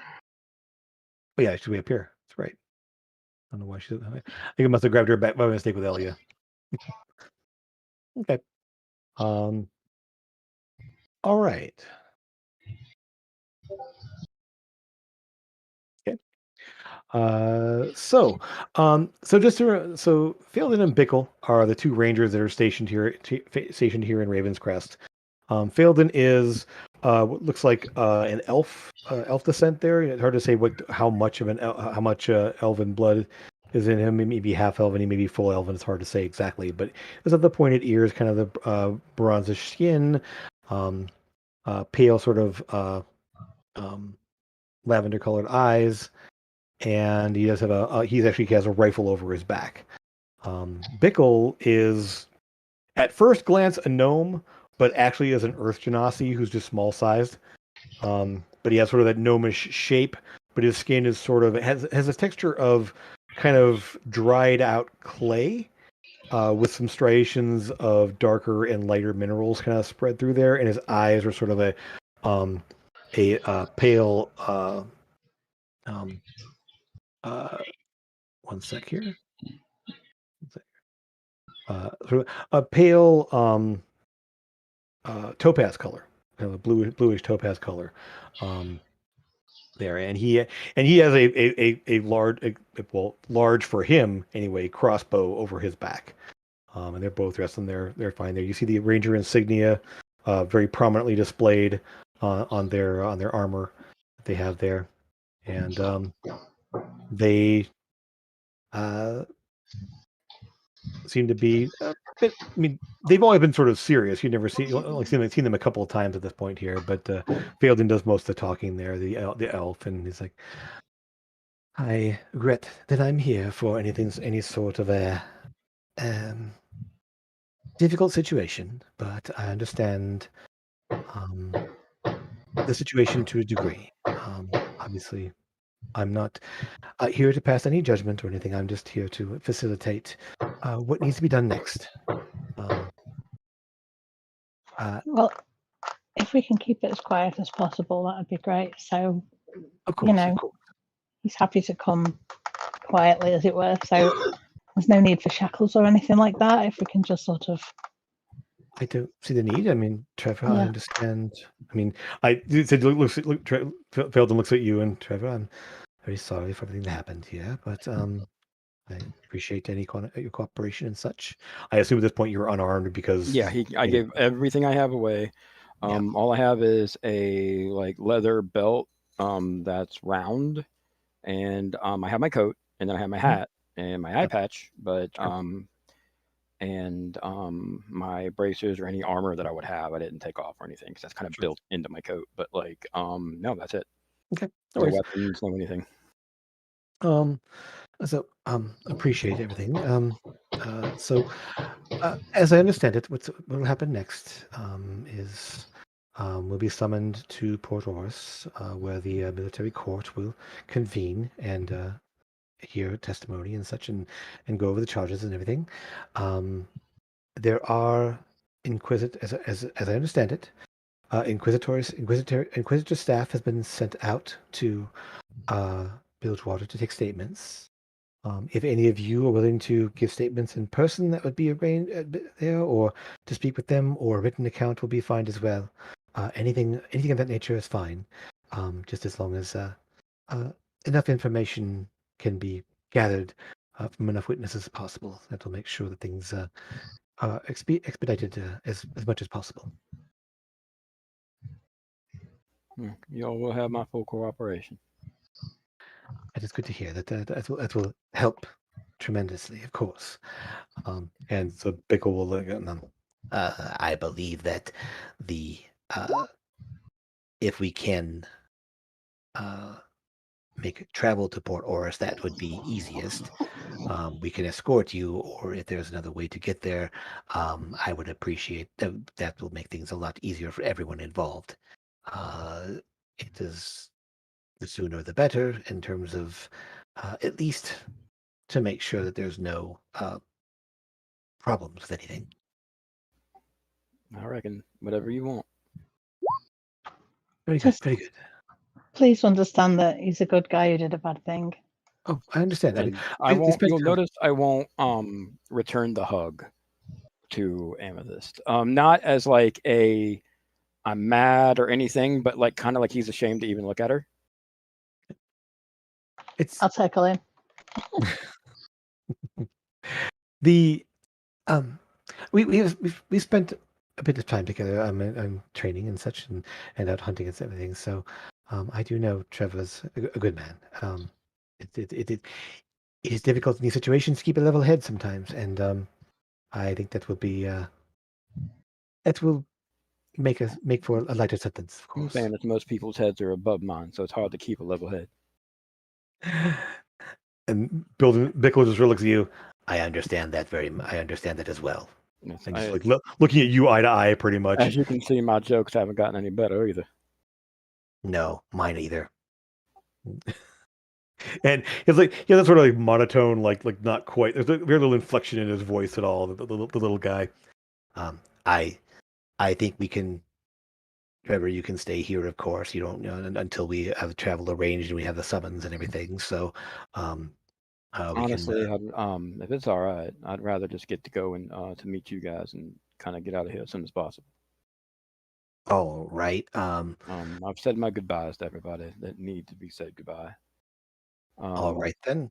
I might talk to Seb one more time, and then I'll be. Basically, I'm ready to get out of here. If you need me to stay here for the time being, I will. Though. Well, I think we can arrange travel. Yes, yes. I will. Yeah, go ahead, Lucas. Lucas will ask if the Rangers have access to a teleportation circle in Port Taurus. I don't know that we have it exactly, but there may be a way to arrange for a pickup. Yes.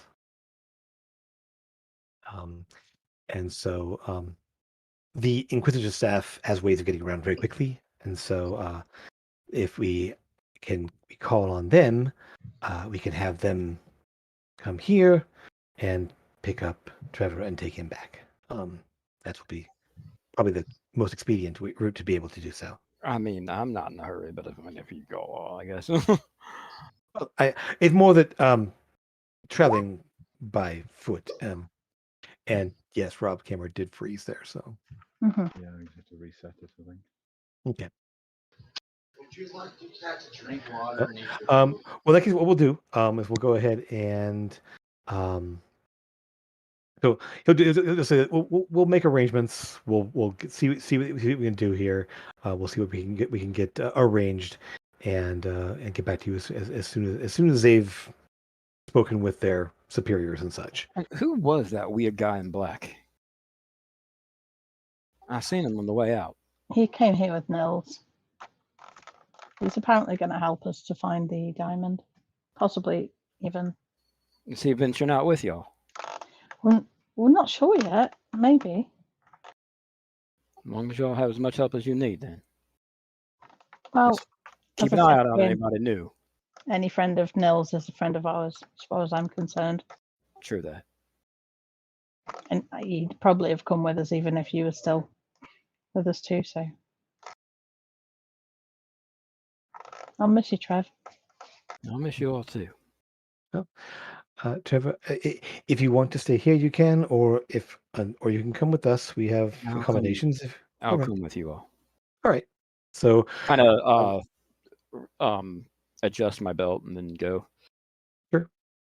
we'll go ahead and Seb will say his goodbyes and such there. He's been kind of saying goodbye for a bit now anyway. But we'll go ahead and Trevor will head off with the Rangers and we'll see what happens next there. And with that, however, we're going to take a quick break, about 5 minutes or so to grab drinks and such and reset things a little bit here and move on to our next section, next step in the game.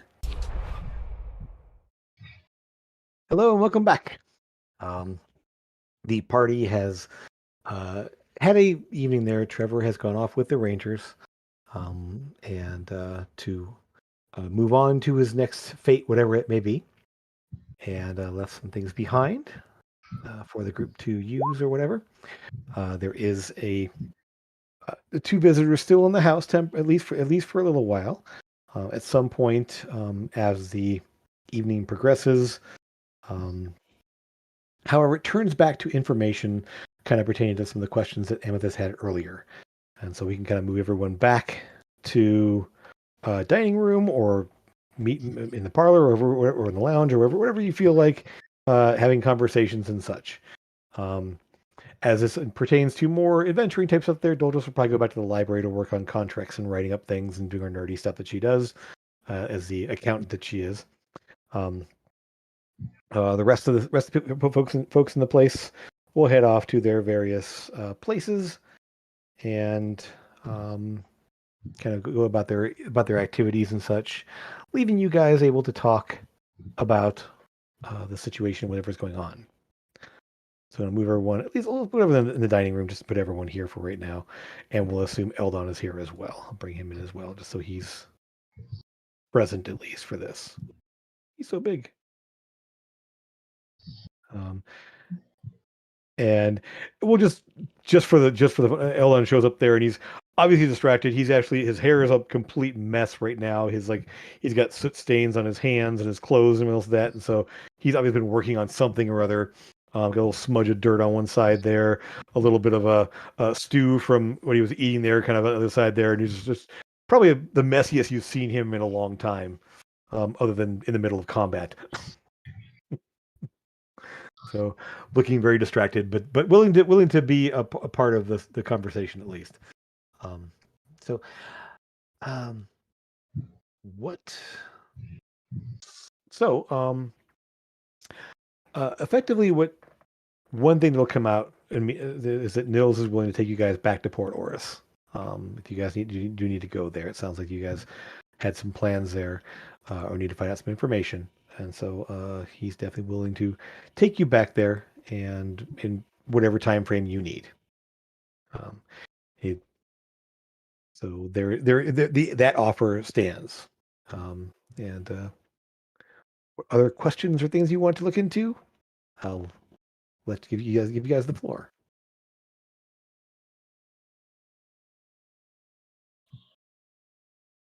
So about that book. Which book? What, this book? I was going to return it after I was done reading it. And I'll hand it over to Sora. Nope. That's yours, buddy.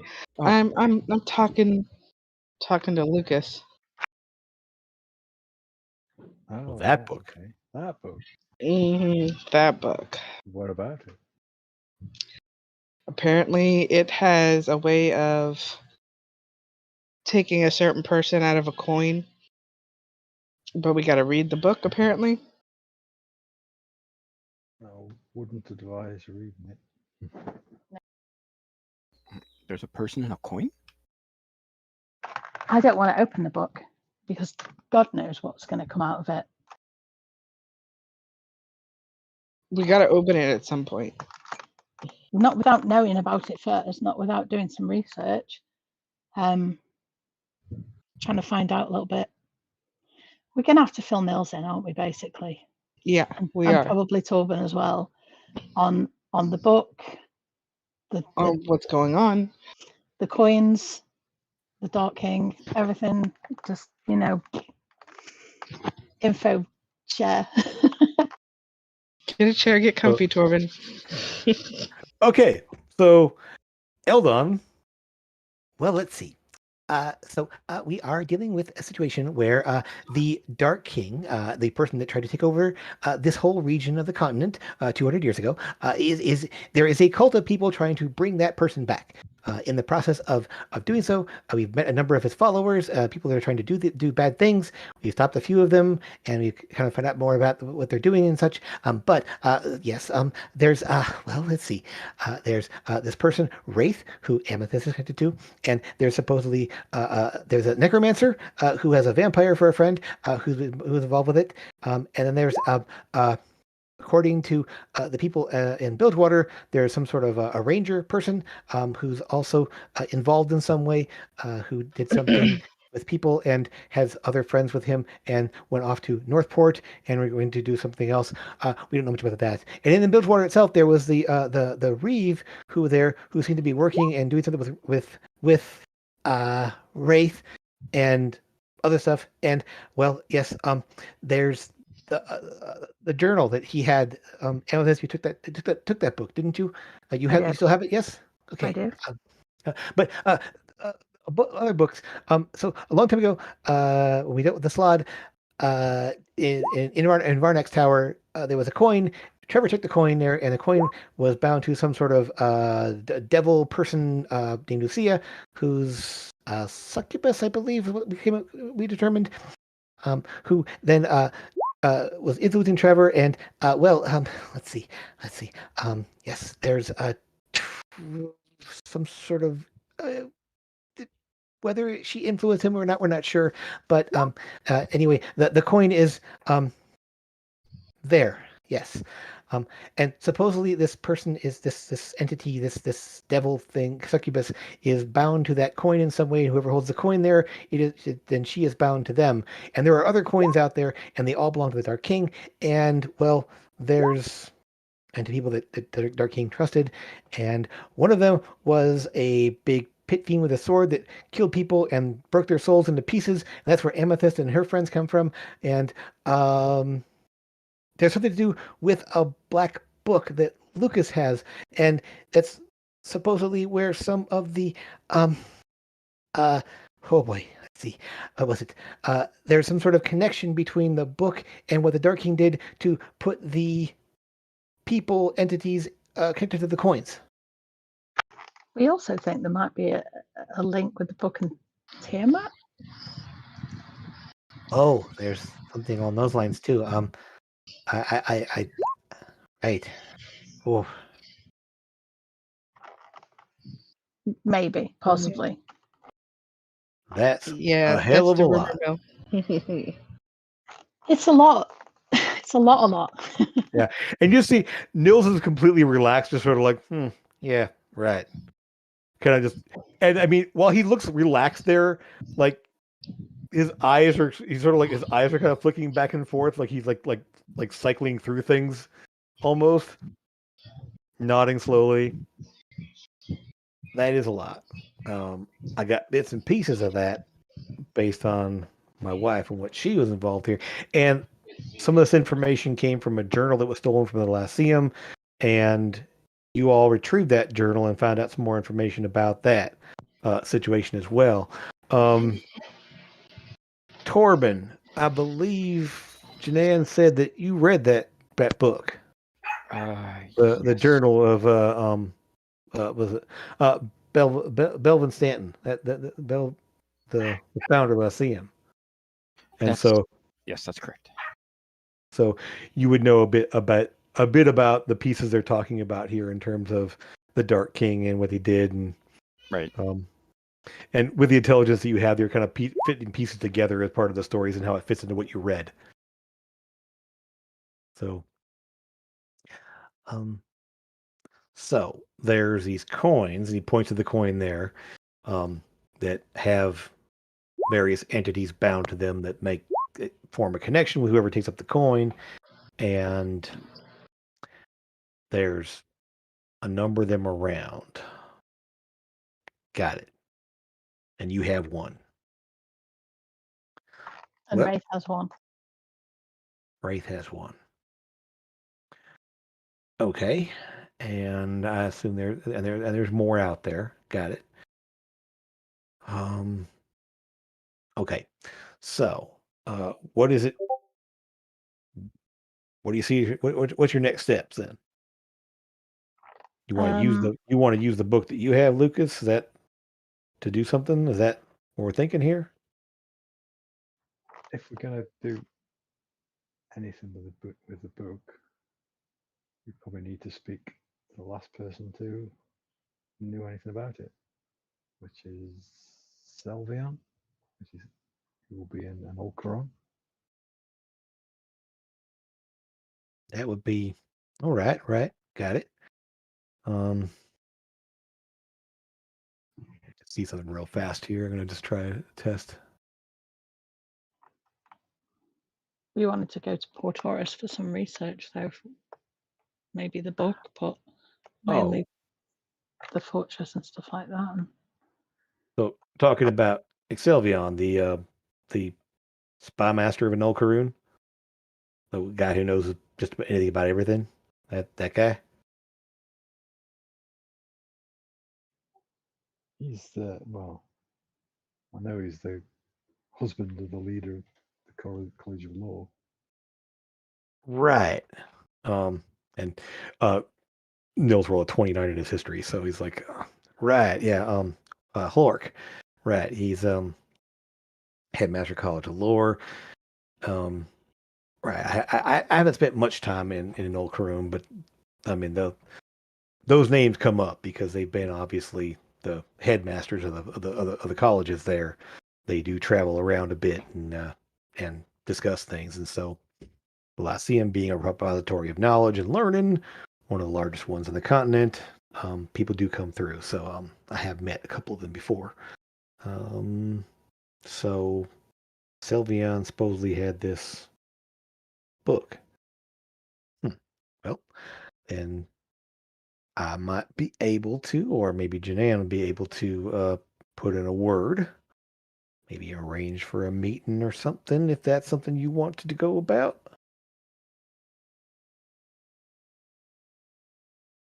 And Yeah, I mean, we researched in Port Horace, and there wasn't much information we could pick up. So he's probably right. the one that knows most, probably of anyone alive.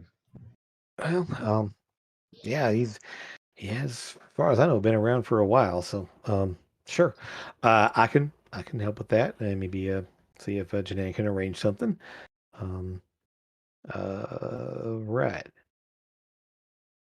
Okay, so that's another piece of the puzzle, and yeah, I I normally say that books are meant to be read, but I also am not so naive to know that some books are more dangerous than others, and so I things that belong to powerful necromancer, spellcaster type people that use them for doing nefarious things, you probably want to take a little more precautions with than just dropping them on the table and flipping them open. and since when Lucas first picked the book up, it had just swallowed him on whole. Then, yeah, please don't open it. That doesn't sound That's good. why I don't want to open it. Right. Yeah.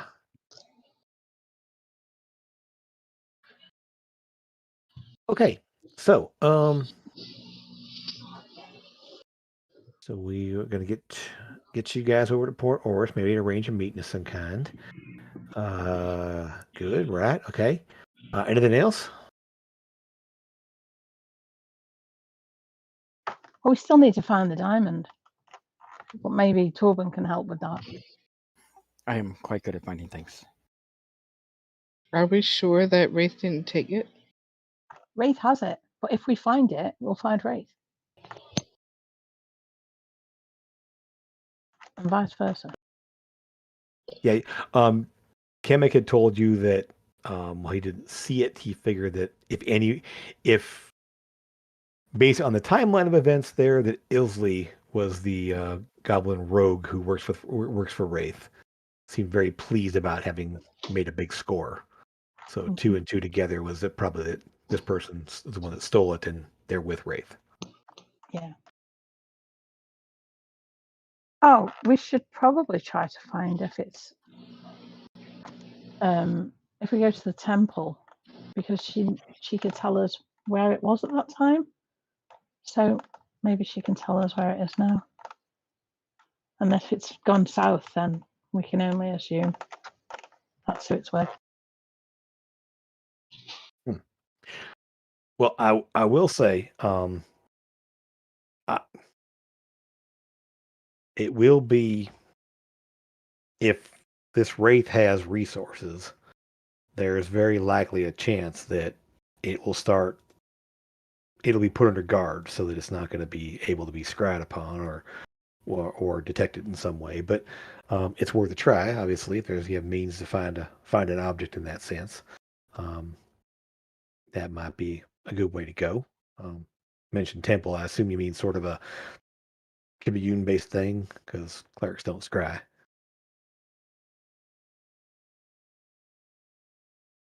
What did she do? It was commune. Makes sense, yeah. I'm no divine caster or anything else like that, but I know some of the principles at least. Um, so, um, well, if you don't need me here now, if I can't help in any other way here, I'm gonna retire for the evening. I got a room over at the Flagon. A very nice place there. I do like and Andres is very good company. I'll go and get myself a drink or two and head off to bed. Maybe put a message through to Janan. Yes, it was very nice to meet you guys, and I'll start following Nils. You're quite welcome to stay here. Here. Both. I assumed that you'd be staying here while you were Oh, in town. If you're going to be staying with us, Torben, you might as well spend the night here.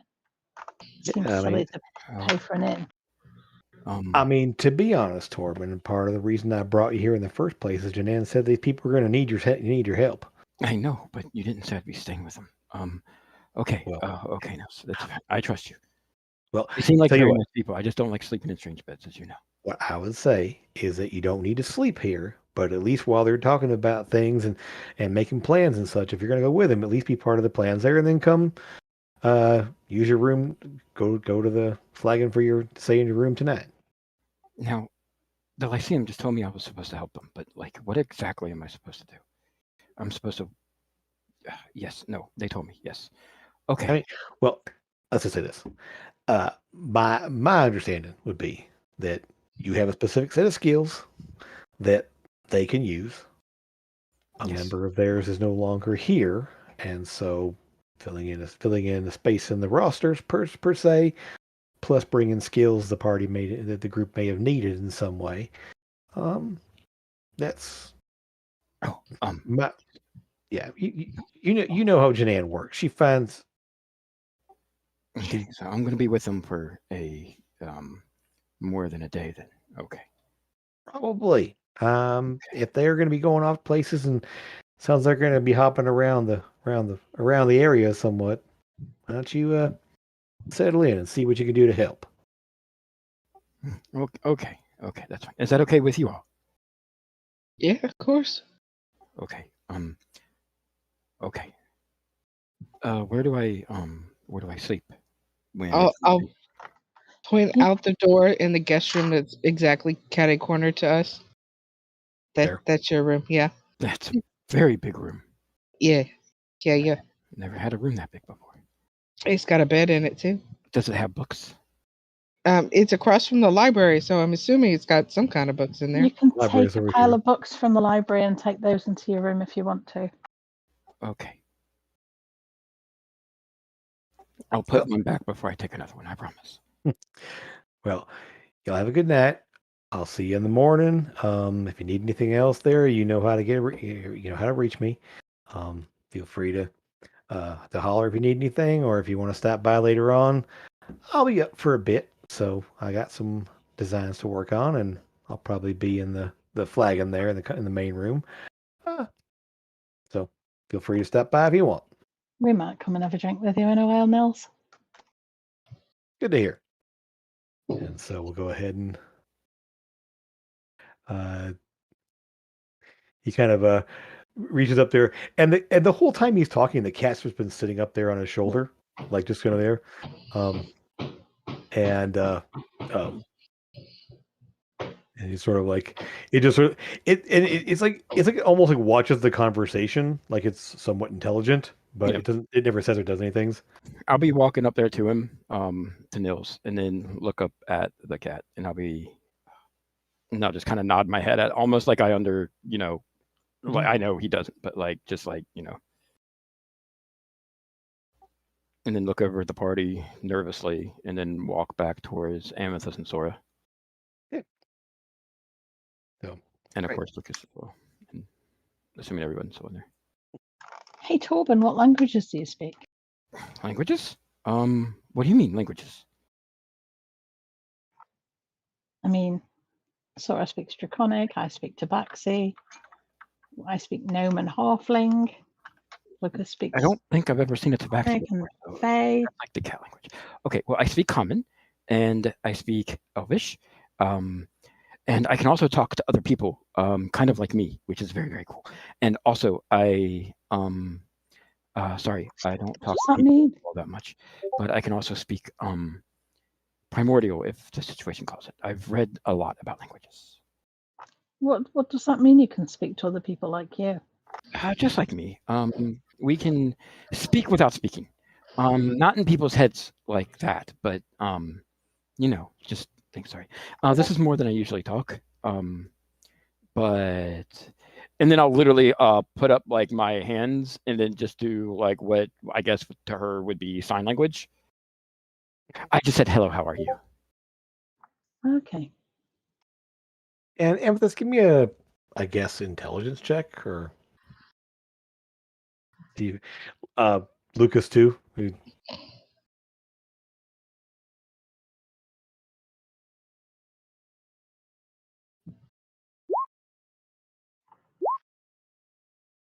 little familiar. Lucas, you might you piece it together. Amethyst, you've seen gestures similar to this before. Lucas, you realize that these can't. So basically, that you've seen enough people around Port Oris and in talking and stuff like that, and sort of the gestures and stuff like that are very similar to ones you've seen used before, at least. Yeah. So there's that. So Eldon, Amethyst, I believe we should look at that journal that the Village Reeve had in his creepy, terrible basement. Yeah, definitely. We'll have a look through it now.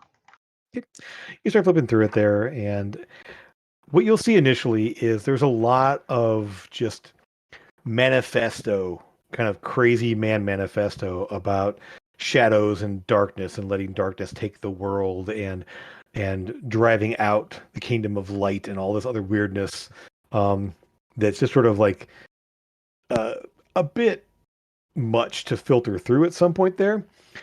You will pick up that he actually is carrying on the work of his father, who he learned much of his original knowledge from. Um, uh, Eldon will be very, very interested because part of the on a couple of pages there is listing out a ritual, or an arcane ritual of some kind, that he and you will figure out is what is known as mold bone, that takes bone and fuses it together and can shape it into things. Hence the altar. Yes, the cane and his cane that he had, which I believe you still have the cane. Somebody's still carrying the cane that he had there as the molded bone cane with a black stone in it. Yeah, we did pick that up. Yeah, so somebody has it somewhere, I believe. It's the size of a normal walking cane. I think Eldon has it. Yeah, it makes sense. It's probably his bag of holding. So Eldon goes, oh yes, this and it like kind of like puts it down, like kind of like ugh, yeah. Like knowing this is actual bones, this is very unpleasant. But fascinating ritual. Maybe it could be worked into molding stone or wood instead of bone. But they don't like the materials to work with there. More later entries, the most recent entries in there, you will see, speaking of the arrival of the Shadowed One. And you can piece together quickly there that he's speaking of Wraith. And that he's glad to serve the Shadowed One and sees it as a blessing that he is here, that he will be able to carry on the work that he's been interested in for so long. He seems to be, he's has less glowing terms of person he just refers to as the Ranger. But mentions that many people of fearsome reputation and skills seem to follow with them all here, and the stunted green ones that keep their distance from the town itself for the most part. He also mentions in more recent, a little before right there, has a few mentions of there, and you piece it together of someone refers to as Strix. Ooh, I've heard that name before. I don't remember why though. And that Strix is still an innocent. That Strix needs to be kept safe. Oh my And God. until they're ready. That's going to be that little boy. Mm-hmm. Oh God. So, but it sounds, by the gist of it, there is that he has not done any. He's kept him away from everything, or them. He always referred to as them away from everything until they are ready to walk in the shadows as well. But it sounds like at least that the child was not being indoctrinated in any sense based on what he's writing in here. You figure out in the book.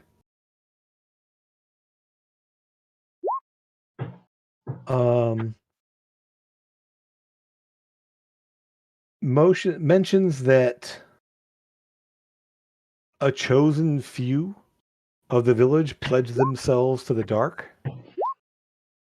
and that most left to join the crusade against the light. Others became one with the darkness, and there is a ritual there of how to kill someone and reanimate them as a shadow. Nope, that's all kinds of the wrong. Mm-mm. Nope. Yeah, and it Eldon, you and pieces it together like oh, the ones that attacked us. Mm-hmm, Those with the shadows of the. So Oh, technically, we killed villagers too. yeah. There's no bringing them back. Right. It may also explain the pile of bones that were down in the basement as well. If their Wait, bodies were turned how to many? shadow. You said kill villagers. You said kill people. How often do you all kill people? We don't kill people. Like Villagers you were said, turned into shadows. people were turned into shadows. The shadows attacked us, and we had to dispatch the shadows. But the people were already dead. We kill Unfortunately. undead people. That's what we kill. So you've never had to kill anybody. Okay. Well, Well, you just Amethyst the cat said that you didn't have to kill anybody.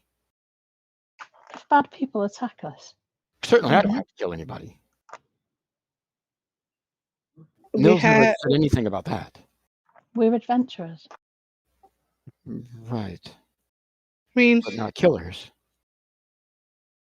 if somebody is attacking you, I'm going to do everything in my power to make sure that they stop doing that. And Right. if that means ending their life, then that's on them. But They I can mean, always choose to run away. They often don't, but they can always choose to run away. I like to run away sometimes.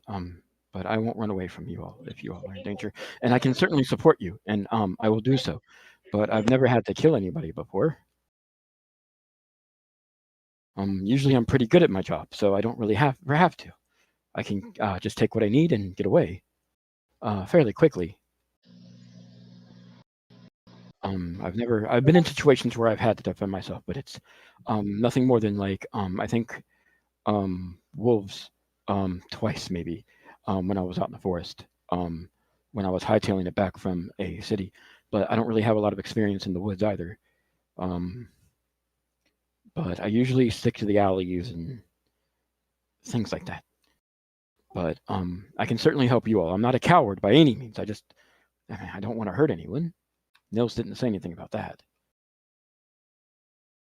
Sometimes it becomes necessary. Not that we like to do it, but if somebody is attacking you with the intent to kill you, and it's a you or them situation, I will Nils, always make sure that you live. Nils said that you're good people, though, so I know you would never hurt anyone who doesn't deserve it. We are good Eh, people. We are. If so someone tries to kill you, you kill them right back. Yay! You did the thing. He said that. I'm doing the Family Guy reference right now. He said the thing. So, So I'm um, but like I mean I don't like I've practiced a lot of with I cast spells. Do any of you cast spells? Yeah. Yeah. Okay. Every one of us does. Okay. Okay. Um and Eldon's like, it says here that when the visitors left, he was gifted with a demonic servant. And of the villagers that left, all the villagers that pledged themselves except for Dorgil left, and Dorgil would serve him. I think he means. I think he means himself. The Reeve. Dorgil would serve the Reeve. I believe Dorgil was the person that. Right. The Hmm, person that died. right. Right. And that he promised to provide provisions whenever the others returned, whatever they needed. So they are planning on going back there. It sounds that way. Um, at least according to the last few entries here in this book. And he says, I don't think anything else is really helpful specifically. Mentions, no, nothing here.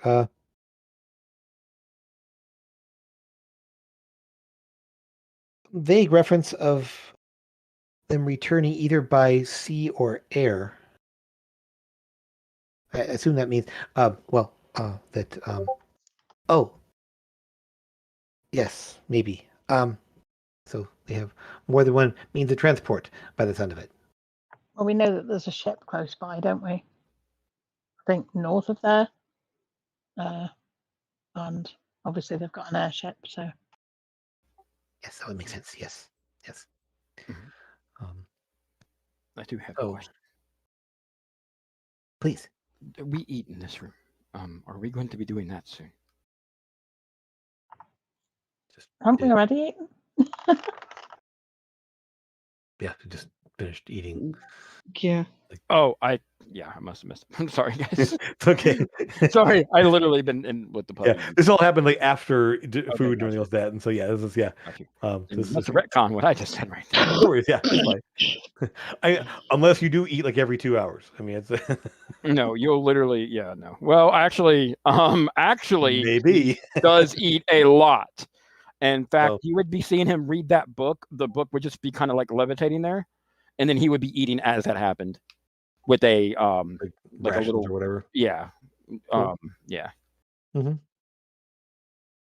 So, um, yeah, so a little more information at least there, based Does on the Jim, reef.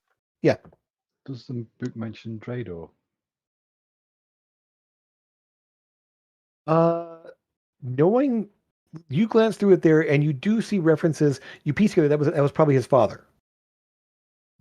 Thought it might be.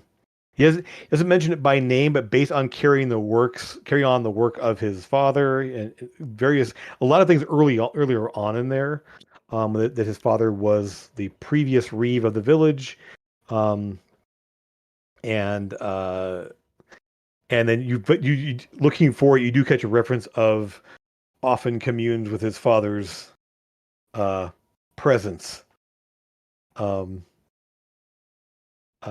within the crypt.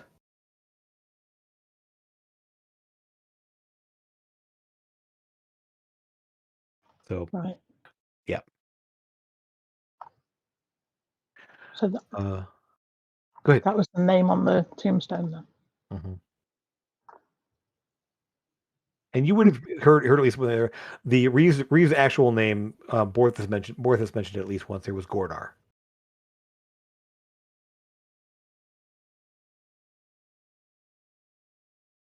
Gordar. Yep, Gordar the Village Reeve.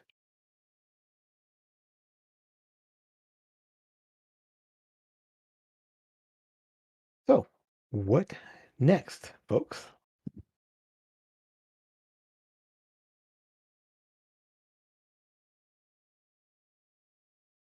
You're muted, Nan, if you're talking. That's because people keep coming in and out of my room. We finish eating. It's nighttime. Mhm. About what time-ish? I'd say probably like 8:30, 9 o'clock. Okay, so it's still technically early enough. Yeah. If there isn't anything else we need to talk about or discuss, I'm gonna probably go out and start training some more. You also have the space in the basement as well if you want to train in the basement because there's all the dummies that were set up down there and everything else, and the space is set aside for that. Isn't Eldon down there? I mean, he'll be in the workshop there. Yeah. Nope. I'll be outside. Thank you. Okay. It is. Remember, it is just to put you there real quick. Like the training area is over here, and Eldon's back here behind doors. So it would be kind of like this whole length is like shooting range slash like Okay. wooden Okay. dummies and stuff like that. So this is the wooden like practice dummies to go after. I could be down there. That would work. Yeah.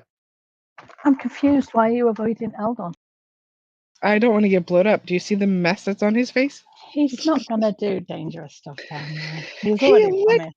He tried to put electricity on me. But he knows you're immune to it. You're a I bee know, baby. but still. Don't you shoot out electricity? I do shoot out electricity. So Lucas, you are able to spend some time tuning to the teleportation circle. And so you memorize the coordinates that are in the outer ring. You kind of attune with the core in the middle, and are able to, you believe at this point, be able to teleport back to it with the spell that you have. I mean, you could go like across town and teleport back to it by yourself there if you wanted to just test it out. But How many people can you take with you on it? Sorry. I need components to do that. I haven't got any at the moment. True. So you know, at least from the way the spell is supposed to work there, it opens up a doorway, everyone rushes through. So whoever can get through it in 6 seconds. Essentially, it's one round. It's open for one round. You can all rush through it.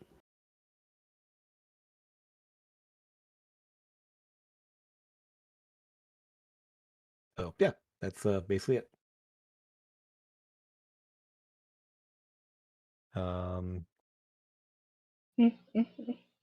I'll have Catherine with me too, because I'm pretty sure she'll have questions about what just happened. Absolutely. And so you fill her in. She definitely has concerns, and she'll mention talking about Doldrus being there. There being talks of contracts being finalized and workers being hired for setting up creating a warehouse for the family operations. The sort of she was kind of like say, yeah, the warehouse should be built up in the northeast part of the town. They're planning to put in a little road up in there where wagons can get to and from outside of the east gate. And yeah, things seem to be moving along. She will mention that Fairwood does plan to hire more craftsmen to work on projects like such as this. And in fact, the Sable Drake did take off a day or so after they landed. They're with a couple folks from the Fairwood group. They're going with them back to Port Oris to hire some folks. So we got a lot of new faces in the city then, huh? Not yet. They're people. They're going to be. So they're not here at the time here. The only new faces would be the gnomes that are here getting a treatment from Silverleaf Village. The one that we sent over. Yeah. How are they doing now? Can we find out? I guess Alia will know, won't she? Oh yeah. So at this point, since it says the evening, Elia would have come back at least, and you'll find out that they're doing fairly well. There's some progress. They've managed to halt the progression at least of the brood elixir that was used. They haven't been able to reverse the effects fully yet, and they're still sort of um, very like they're obviously still in some pain and drowsiness. So they're kind of being kept somewhat sedated. Because the transformation seems to have been painful. So when they were awakened, they were in a lot of pain, and so they halted the progression of it there and are trying to work on reversing it and easing the other symptoms involved. But as far as Elia is aware, they're making progress. Andres and Streva together are sort of working on more alchemical and divine means of counteracting the what was done. Did Elia get some of the plants that were in the pond there in Yes, Silverleaf? and so she Yeah. did pass them over to Andres, who is using that as partially as to help synthesize part of a cure. Yeah, So if she needed any more, I know that Alden got some as well. yeah, she had enough at least. Yeah, between Andres and Jenny's skills with the skills in the lab, have been able to start working on something like that. Anything else anyone's doing around town or for the evening? Elia. Thought so. Okay. Well, if no one else evening there, we can go ahead and move on to the next day. Um, Essentially, there will be talk that you guys are back at least. Um, you will find out that Fielden and Bickle are still there. If you check in, Trevor's with them temporarily, at least temporarily, and um, at least we'll say Fielden will stop by at least and let you know that um, the Rangers and Inquisitor staff will be sending someone today to retrieve Trevor and bring him back to Port Oris. They would be willing, if while it would be helpful if you want to give a statement, essentially as letting them know what happened. They would be able to do that. Can we have to give a character reference as well? They do what? Like a character reference? Sure. I mean, Trevor. yeah. Essentially, they'll take their full statement and everything. It's fine. Whatever you want to say, they'll take into consideration. And so, yeah, absolutely. You can say whatever you want.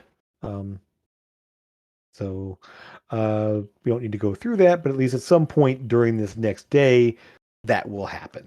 Essentially, what interesting is that you will see it will essentially,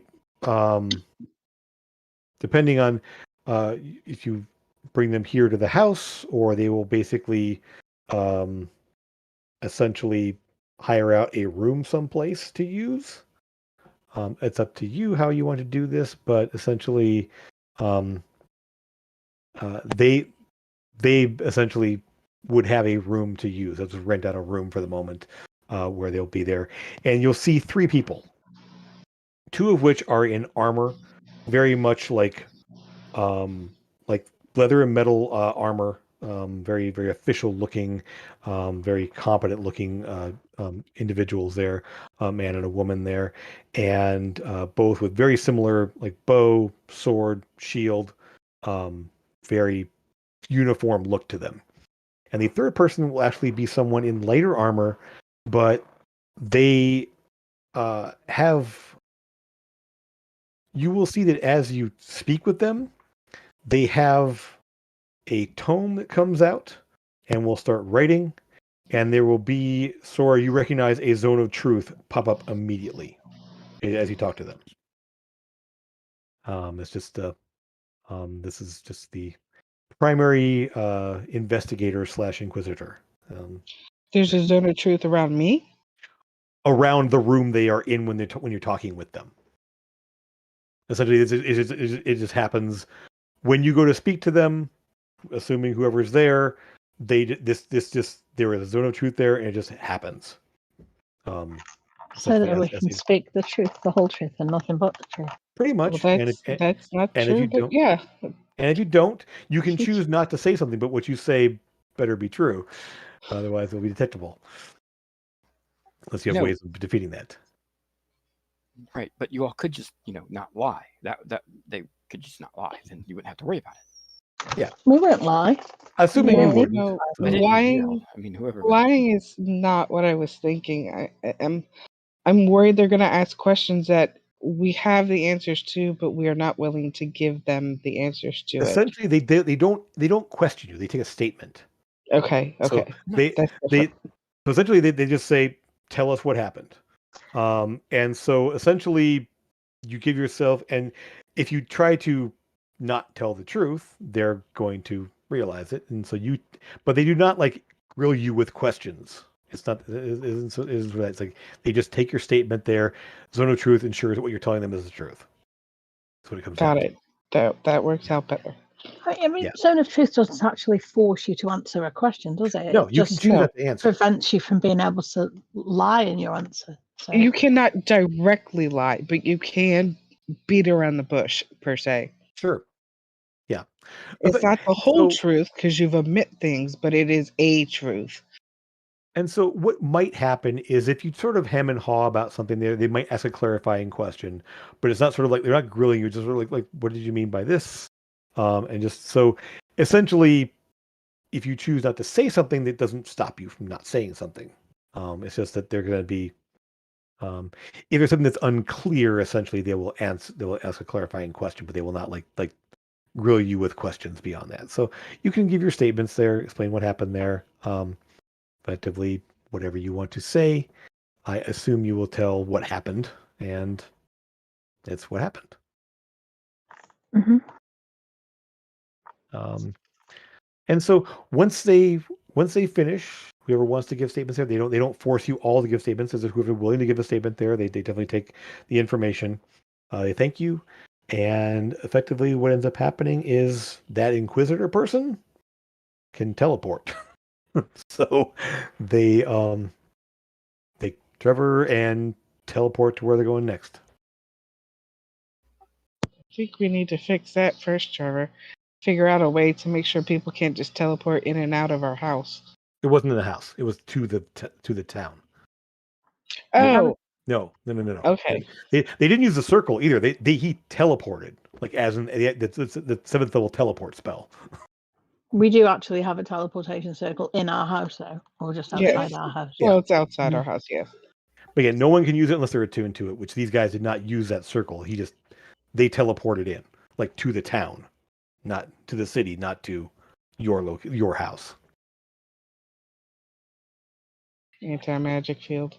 Teleporting That's what does we need. definitely have its benefits. I just don't particularly like the way it makes me feel all the time whenever I do it. I do it quite often now. You do what? Sorry. I don't like teleporting all that often, but I have been known to do it from time to time. Mm-hmm. Right. Can get you out of a very tricky situation, as we discovered just the other day. Mm-hmm. All right. So, Lucas, anything you have planned for the day here, or anyone checking in with or anything?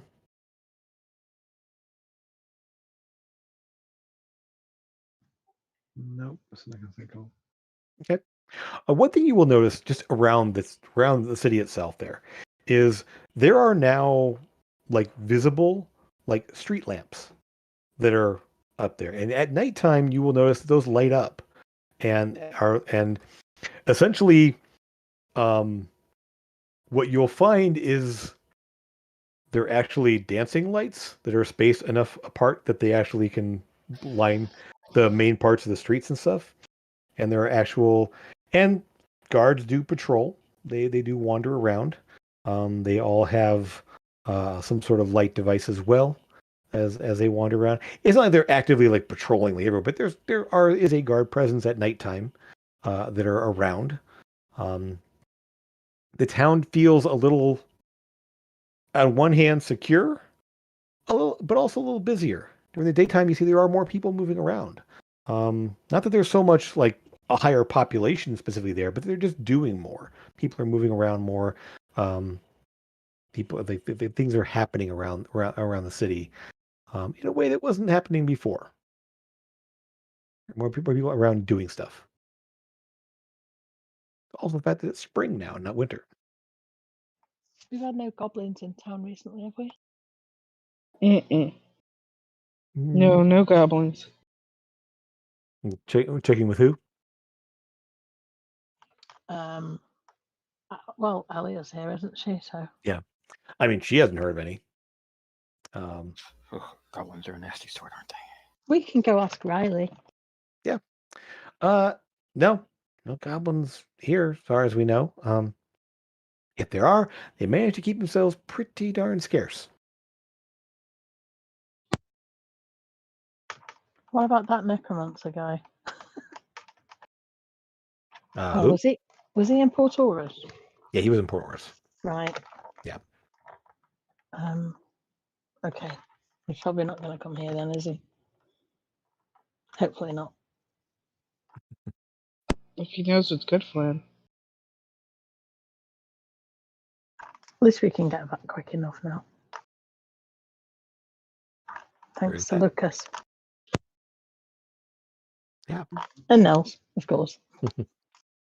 I'm gonna go find Doldrick. Yep.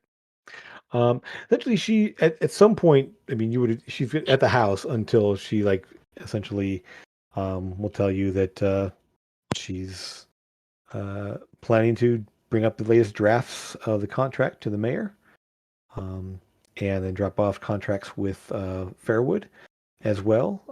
Mayor so much for purchasing the space for the warehouse, and then Fairwood for building the warehouse they're planning to build. Essentially setting up permits and such, doing all that sort of bureaucratic silliness that you avoid like the plague. Yes, I do. It is the very bane of my existence. So you sort of like glaze over as she tells you what she's doing there, but you get the gist of it, at least in terms of what needs to be done. You just don't do it. It's just where do I sign? That's all I need to worry about. Pretty much. I mean, and so essentially, she doesn't need your signature per se, because you're not running any of the operation at all. It's just that yeah. Essentially, she would be they would be appointing someone here to manage the warehouse and to keep track of things. And she'll be heading home at some point because home is much nicer. I mean, this isn't bad really, but I think home is just a better place to be. Rude.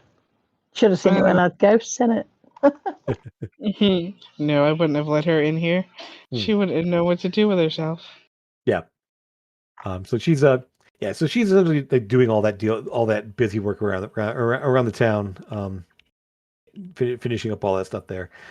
She will, however, tell you, Sora, that there has been concern along the road because it is spring, and shipments are starting to go in and out there at the roads. There's always you are always aware that spring is the high time for bandits. It's always a concern when plans are being made to start transporting again. It's always interesting. It's always a tense time to make sure things get through properly. Sure. Well, we can go meet up with Dunkhorn and see if he's got any way of helping that. Okay. He will flat out tell you that they are actually, because they are now a city officially. They have their charter and everything else. That some of the that the city guard will be expanded, and they do plan to start patrolling the roads between the other destinations, at least through the halfway points. There you go. That works out well. Yeah. So hasn't been, like I said, they haven't expanded yet. They're still in the process of like the recruiting stages and the reassignment phases and everything else that, and it takes time. But you do that is the plan anyway. Is they'll be expanding the guard to be able to patrol the roads more. There, that should solve that issue. Well, it's not perfect, because in no world would that ever be perfect, but it'll help alleviate some of the concern. Yeah. So yeah, she should be happy to know that that is the plan anyway. But we'll see. Yeah. Does anybody else want to come and have a drink with Nils? Yes, I would very much like that. Okay. I don't drink though, but certainly they have juice. Yeah. They do. And You've been at the flagon Yes, before. they like it. I do like it. They make a very good apple juice there. they do tea as well, don't they? I don't like tea. Tea is disgusting. Thank you. Yeah, I know. I would rather drink. I don't like coffee or tea, anything with caffeine, because I get a little jittery, like your friend Eldon there. He must drink a lot of tea. Yeah, we don't give him caffeine if we can help it. I seen He him doesn't drink. need it. Well, I seen him drink like 5 cups of tea, so you might want to look at that. So I think what you need to be concerned about is his consumption of alcohol, or the lack thereof. I've always Yeah. wanted to try alcohol. I've just never really went out of my way to do it. But let's go. you are able to meet up at the Jewel Flagon. Nils is there. He's actually in the middle of talking things over with Nimbus, who is there. They're actually talking as he's sitting at a table, kind of with like a few like sketches and blueprints and designs and stuff like kind of laid out on the table there and kind of talking things over. There seems to be a little bit of a planning session at least. And as you get in there, it's like, yeah, I think I am planning to do another session or two at the Lyceum. I'll see if I can get the students on this kind of thing for you and get more of the things you need. Just send me the specs and I'll get those things set aside. Oh, hey, nice to see y'all. Yes, it is very nice to see you as well. Hi, Nils. Nimbus like nods at all of you there. Hi, Nimbus. I don't want to interrupt. I'm sure you have things to talk about, but I will go ahead and collect these things. And I thank you very much, Master Repsol, for doing that. And we'll just do the typical shipping arrangement once things are prepped there, and keep me posted on what the progress is. Of course, no worries. We'll make it all happen. And so he gathers up things here, bundles things up there, and kind of tucks them away. And Nimbus heads on, like it says goodbye and heads on out. He doesn't have to go. We're not, you know. Oh no, we we're don't just want to interrupt. finishing up business talk here. It's fine. I mean, he's got lots of stuff to do there, and he's got a lot of projects going on. So many irons in the fire, as they say. Good luck. Yes. Yeah. So, what can I do for you all today? Are you thinking of heading back soon, or heading out soon, I should say? I do have plans to move to go back in the next day or so. Yep. Things are moving along with things happening back in the city there, and I know Janan's always worried if I'm not there after a certain amount of time. I think we'll be ready to go in the morning if everybody else is ready. Excellent. I'll take care of a few last minute things around town here. I got some arrangements to make with a couple of people, and since I'm here, yeah, we'll go ahead and see what we can do. I can come by your place in the morning, and we can head on out. Sounds good. You don't want us to meet you near your mode of transportation? Oh no, I'll bring it to you. It's fine. You'll bring it to us. Oh yeah, Okay. it's quite portable. That's the whole point. Okay. You'll hear Torben chuckling to himself. And he really he will. is. It's much, and he actually pulls out a coin, and it's not one of your coins. You can see this there.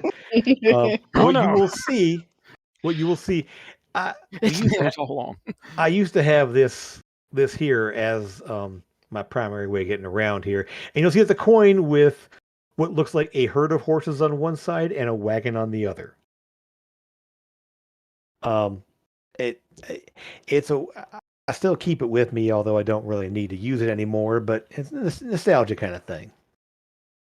A gift from a hag witch. Okay. Nice. But no, we won't need to be using this. Or your I understand you have some Manatech The saddles. saddles. Yeah, Yeah. amazing things. I mean, they're really, really Mm. useful. But Oh yeah. no, we'll be traveling a little bit easier than that. You'll see. Sounds good. And he sort of like smirks as he says it there, like, yeah. So, uh, anything else you need from me today, or are we just Can't think of anything. all right? Let me No buy you a worries. drink. Of course, of course. And basically, um, and you'll see he actually is drinking what looks like essentially some sort of a cocktail of some kind, even though it's like 11. It's always Right. it's for somewhere always. Yeah. Wait, He- have we already spent the night here? Yeah, he spent this is the next day. Oh. Sorry. Yes, he No, said, that's- I don't know, maybe we should go today. I don't know. Have we got anything that we need to I mean, I can be I can finish up things here, and we can take out this afternoon. we'd have to speak to the others first to make sure everybody's ready. Right. Well, you just let me know. It's fine. If you need to go out and check in with folks, that's just fine. We'll make sure that we have everything. I said I can be ready in a moment's notice. That's good to know. I'm just being selfish and wanting to spend more time with Ellie while I'm here, but I think if it's that or stopping the world from ending, then it's probably, in our best Well- interest to leave sooner rather than later. Believe me, I understand. Part of the reason I want to get back. It's been a little over a week now that I've been here. So, And we appreciate everything that you've done while you've been here. of course. Thank you. I mean, I gotta say, I mean, it's partially business, it's partially security for folks here, it's partially looking out for people I consider friends. So, definitely, well, definitely willing to step up and do what it needs to be done. And yes, Nils is my friend. Of course, Mhm. absolutely. I don't And have very many. well, you're gonna have more. I figure that's a given. So, Oh, we're your friends now. Yes. Are you Lucas? Are you my friend too? Yes, we all are. And he just smiles from ear to ear. see, I told you it'd be not a problem. So, we're all good. Anything else you need? Oh, and so do it. We'll just have a drink, talk over things, and he'll essentially you start telling you some stories of some absolutely bonkers adventures that he had, and some of the people he ran around with, back in his early days. I'll ask What- Nils what he's drinking. Scotch and smells, soda. Cocktails. it Scotch and- smells. It smells kind of fruity, like juice. I'll have one. Probably not. This is not really fruity. It's Scotch and soda. I don't know what I Scotch is, thought but you said he had a cocktail. Yeah, this is a soda's a cocktail. It's a straight Scotch. Since when was Scotch and soda a cocktail? technically I mean- a cocktail is alcohol mixed with anything else other than liquor. So Yeah. Okay. Yeah, there is a little bit of a splash of some other things in it there to give it a little bit more of an easier taste to it. But I mean, it doesn't seem to be, and he's not downing it. He's just sort of slowly sipping at it.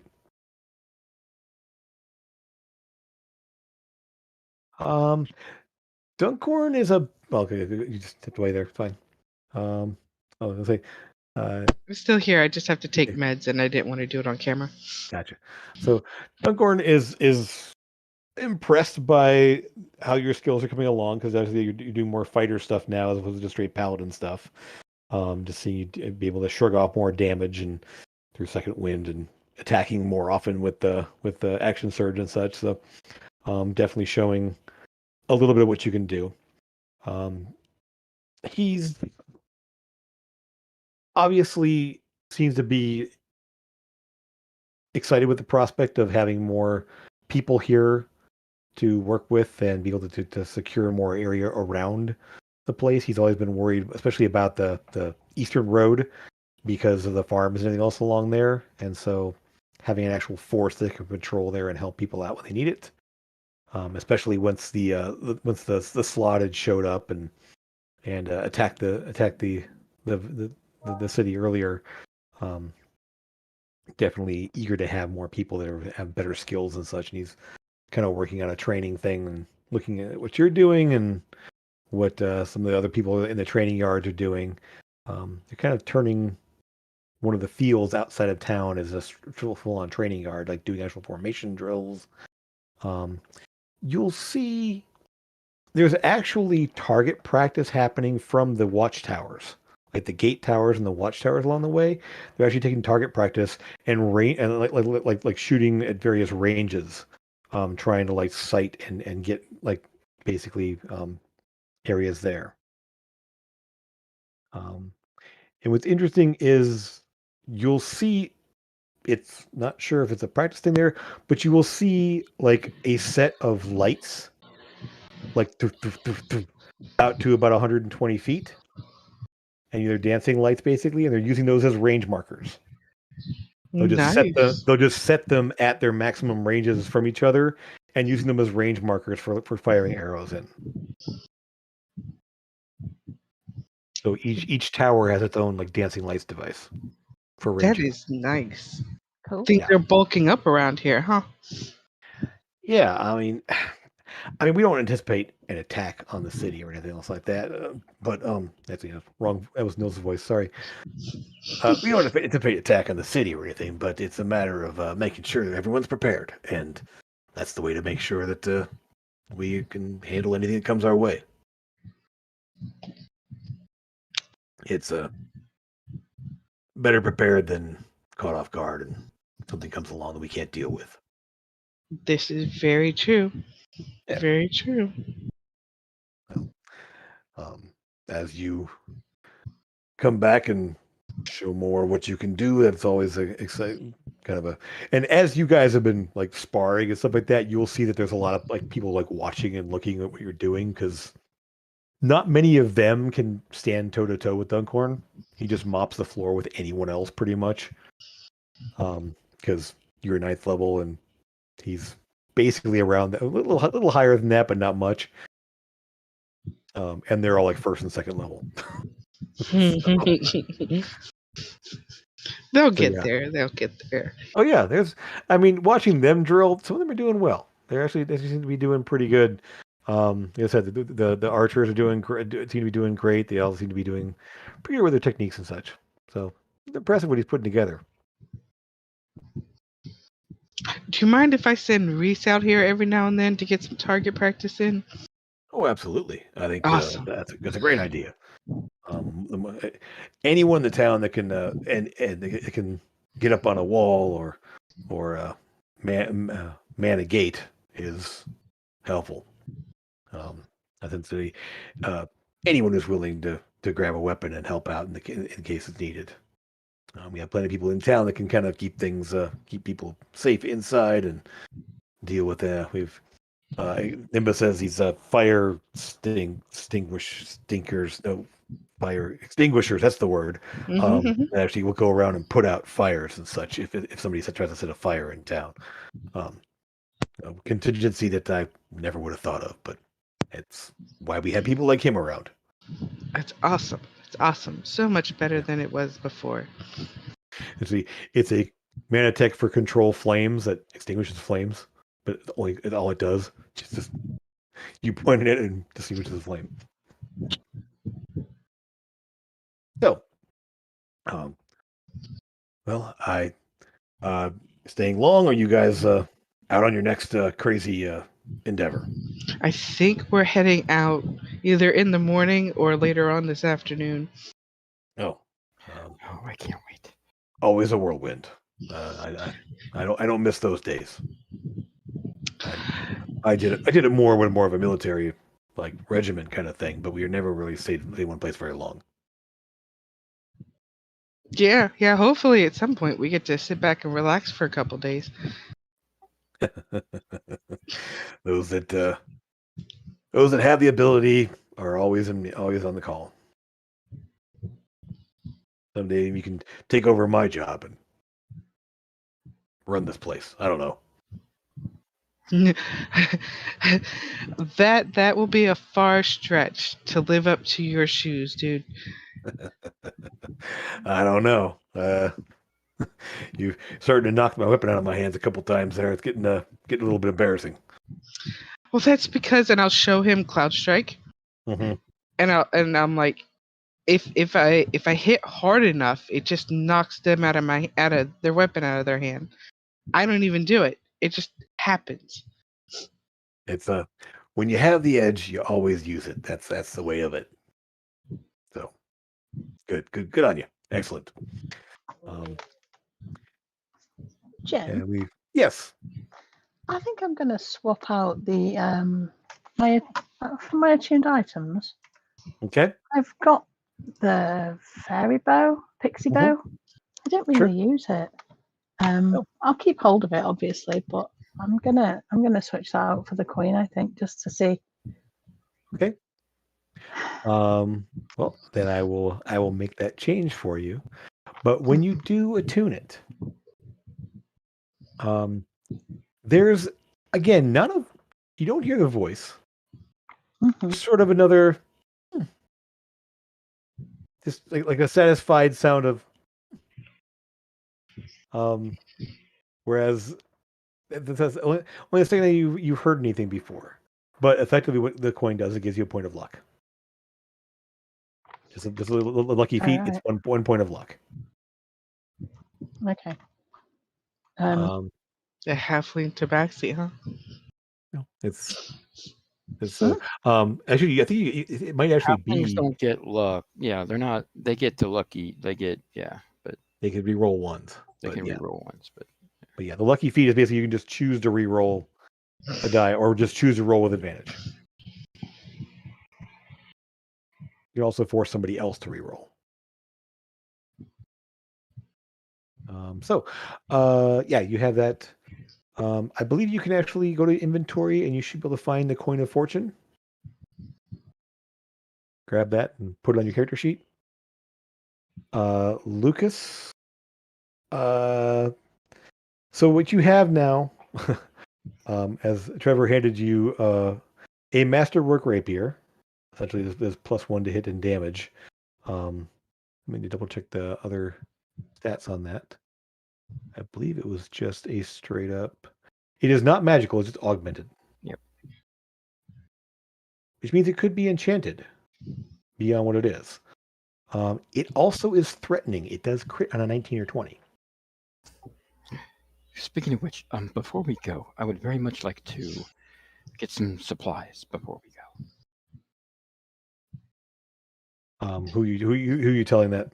Oh, I forgot. We're just whoever's with me.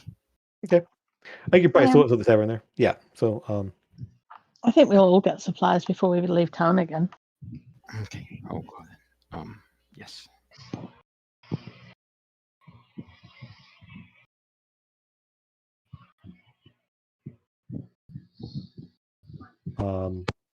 So I will just go ahead and answer you out loud on that one there. As you guys see, the general store is just right next door to the Jewel Flagon, where Benzinger's store is.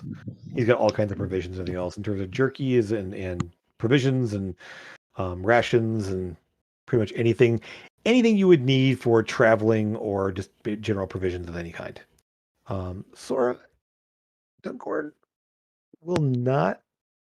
The only paladins he's ever dealt with have been paladins to typically Moradin, the dwarven, the dwarven version of Odin, and some other dwarven gods.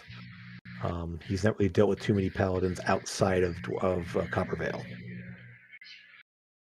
So most of his military background and training and everything else that was basically there until he came here.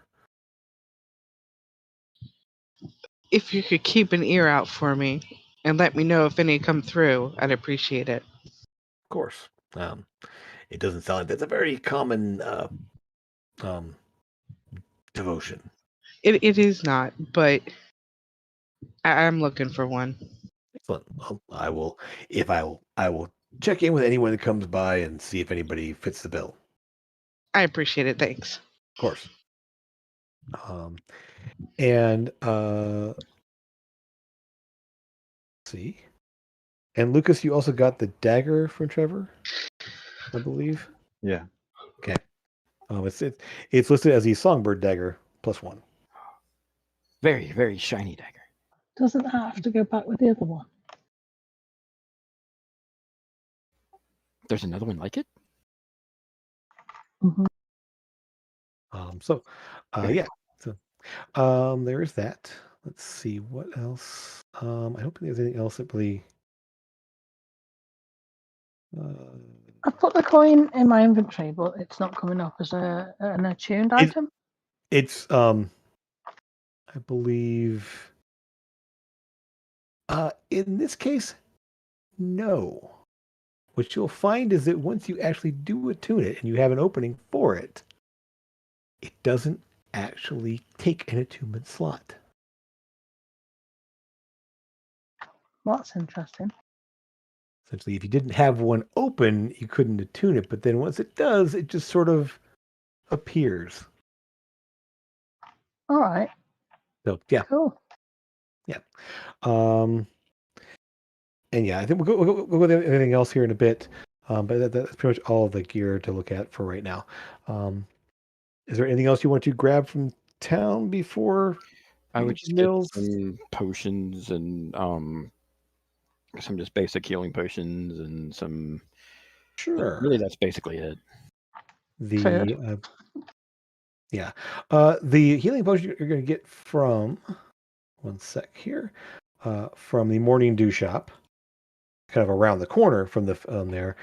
You'll find that your basic healing potions. Where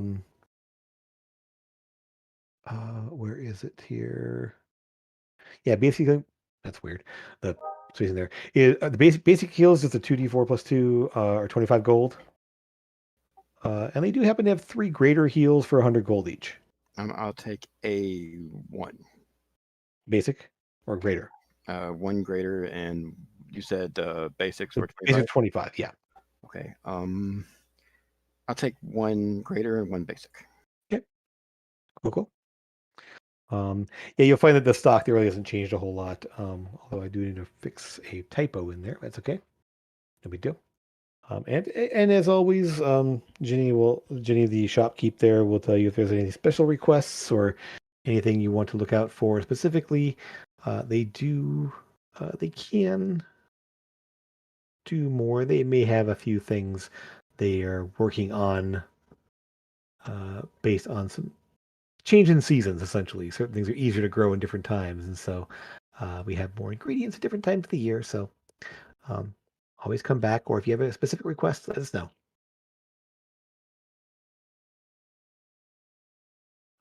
Andres is always happy to play with new formulas, or once he has the ingredients for certain things, he does enjoy brewing more advanced potions and such. Other than that, anything else? I think we're good. Okay. So, letting Nils know you wanted to meet in the afternoon. You guys do all the provisions, buy your things, check in with folks, what they need to do. Elliot, pretty much throughout the day here, and Elliot hasn't really left her side. She's been kind of there with you the whole time, just keeping tabs on things and finding what's going on there. She does say that she's, if you are leaving, I'll head back out to Addie's. We do have, it is spring, so we do have a lot of growth to attend to and checking on various groves and such and making sure that everything is ready for harvest later on and such. So the balsa groves are just starting to make their sprouts and such. So we definitely need to tend those and keep them moving. But yeah, it's never quite enough time, is it? Maybe more time soon. Yeah, once we've saved the world, we'll have all the time in the world. Does it ever stop? I mean, I don't know. It just seems that it's kind of like trying to hold water with your hands. It's gonna keep always spilling through and dripping out the sides and such. But we'll see how long. See if we can get a bowl under there sometime. Get a little more time. Mhm. Um, so you're able to a little later on meet up with Nils there. And Nils, when he arrives, you will see he's got the same outfit he had on before, but he has a box with him. And it's about 3 feet long and kind of about a foot wide. And it's a wooden box, dark wood, bronze end caps, and all that, with a long handle, the same length of the box there, with the kind of fittings on either side. And it's a fairly a couple inch wide, like almost like a dowel rod. Also the same dark wood, bronze on the end, and there's little sigils in rings up and down the length of it. All right. So, and you basically, um, effectively, we're ready to go when you are. I just need a quick setup here, but has you got everything you need, or said what you need to say, or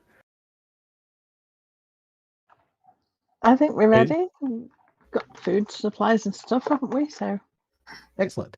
I forgot Well, to get food, but that's okay. uh, you won't need food for the trip there. Oh, I know. Just say that. I'm well aware now. Okay.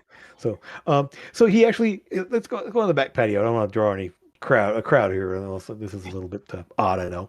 So he goes out in the back patio where the teleportation circle is there and meets you guys out there. He takes the box, he unlatches it, and unfolds it until it's about a 3x5 like wooden structure. And inside the box is a rolled up carpet, a rug. He lays it out on the platform and kind of clips the ends in place and folds up a little device. It's almost like a little. It's almost kind of like a set of stirrups, like a saddle almost, but it's just it's small. He then takes the bar and sets it on a pair of rings at the back of this platform, and as he just sort of like gestures, a shimmering doorway appears from the platform up. He kind of gives a little like nudge there, and his little cat Callie jumps off and hops on the little platform, the little stirrup saddle kind of thing like that. Says, "Uh, pretty much ready to go." He just sort of like looks at you and just says, Is my room "Go ready, on." Nils? Always. No one Um, messed with the buttons today. You better not lift it inside there. No. I made the buttons inside of there. They should still be there on the ground. Right. Okay. Yeah. I'll just say it when we do go in here, don't leave anything inside. Just as a warning. It should be fine, but there's always a chance. So head on inside, and he just kind of points to this shimmering doorway. And who heads in? I do first. I jump right in. You I just go jump straight in there. right in. He just Yeah. steps into the doorway and disappears. Just gone. And then I run right back out. Nils, my buttons are gone. I'm going to hold Sora's You hand know what? and stick my head in. Check. I know what happened here. Check with the cleaning staff. They may have just tidied him up and put him someplace. So that happens sometimes. Just check with the staff there. Someone will be there. And as you poke your heads inside, it is a full on, like, it's a little strange because it's a massive, massive space inside. But it has sort of a weird feel. It's like looking at a manor house, but it's all like rich, different like styles of wood and metal, and there's no stone or anything else you expect there. But it is basically a magnificent mansion. That is attached to a platform with a flying carpet. It's so cool. Wow. So you basically just go on inside, and inside is what you expect from if you have the Magnificent Mansion anywhere. If you cast the Magnificent Mansion every day for a year, it becomes permanent. Yeah. And he cast it on this 3-foot bar that is the base of the doorway. Do you guys like chicken? So he can pick up the doorway and put it wherever he wants. Puts it on the We platform. do like chicken. And you guys, he's like, okay. Off to the right there is the dining area, and it's basically very homey tavern style. Like there's a bunch of square tables, and you realize looking at the tables actually can be all be kind of like attached together to form a larger table. But there's multiple small tables in there with chairs around them and all. Um, that very much like wall sconces everywhere that give it sort of a warm, almost like a candlelight type of atmosphere everywhere. It's all rich wood everywhere you look, and metal and such. It seems to be all one floor from what you can tell, but there is a sort of a large entryway. Off to the right there, you'll find uh, rooms for all of you. You can kind of pick and choose your rooms here. There should be enough there for all of you to pick your own. Straight ahead, you'll find there's sort of a reading area and a little sitting area and a stairs down to the sort of practice exercise area there. And I will find this here, but it is almost the same layout as the house from Matt's game. Oh, okay.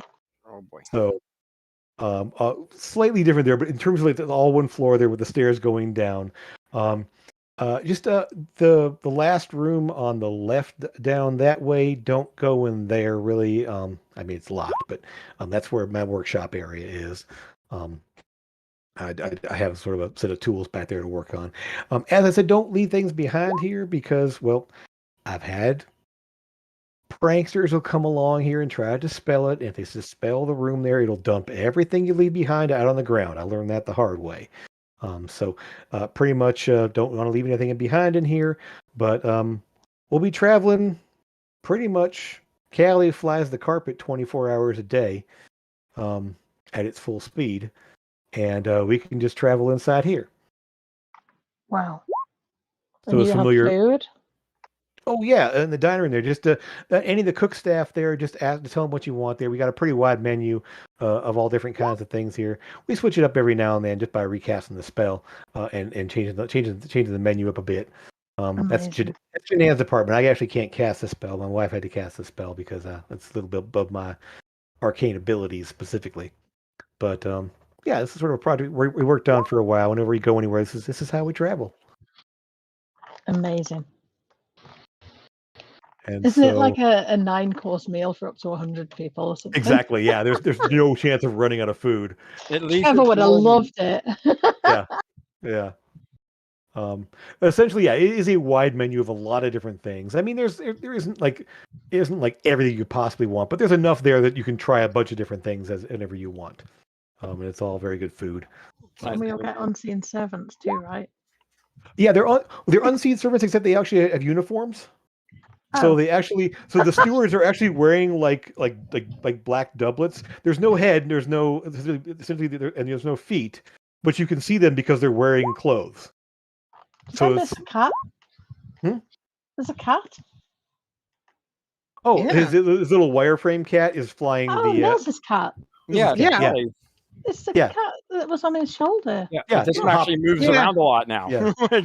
It hopped off and actually and hopped on the little saddle thing at the front of the carpet on the platform outside, and she'll be flying the thing. You guys want to see my room? Who's flying this thing? Yeah, the cat, his homunculus spirit can fly the thing. Amazing. I am flipping out, by the way, y'all. Sora doesn't know magic like this. Sure, She's sure. totally flipping out. I'm gonna grab Yep. Sora by the hand, Like, by her there's- little clawed hand, and take her to my room. There's people Whoa. with no heads, That sounds and the cat is driving, and this thing weighs a ton because I weigh a ton, and it's on a pole. She's flipping out, y'all. Totally flipping out. So there's three different types of servants. There's basically your kitchen staff that are all in the white like chef coats, and have the little chef hats that kind of flop to the side. There's the wait staff, which are all in sort of white smocks, just very much like kind of like the apron style smock kind of thing like that. And then these stewards who are all dressed in sort of black doublets and black pants, and effectively if you want something to eat or anything in the dining room area, the kitchen the kitchen staff will deal with that. If there's anything with the rooms in terms of like cleaning something or drawing a bath or doing any of that kind of stuff there, the room staff will do that, and the stewards will do everything else in terms of like just fetching stuff for you or taking clothes to be cleaned or whatever you want to have happen. So effectively, you think 5-star spa hotel, flying, Amazing. yeah. That's very cool.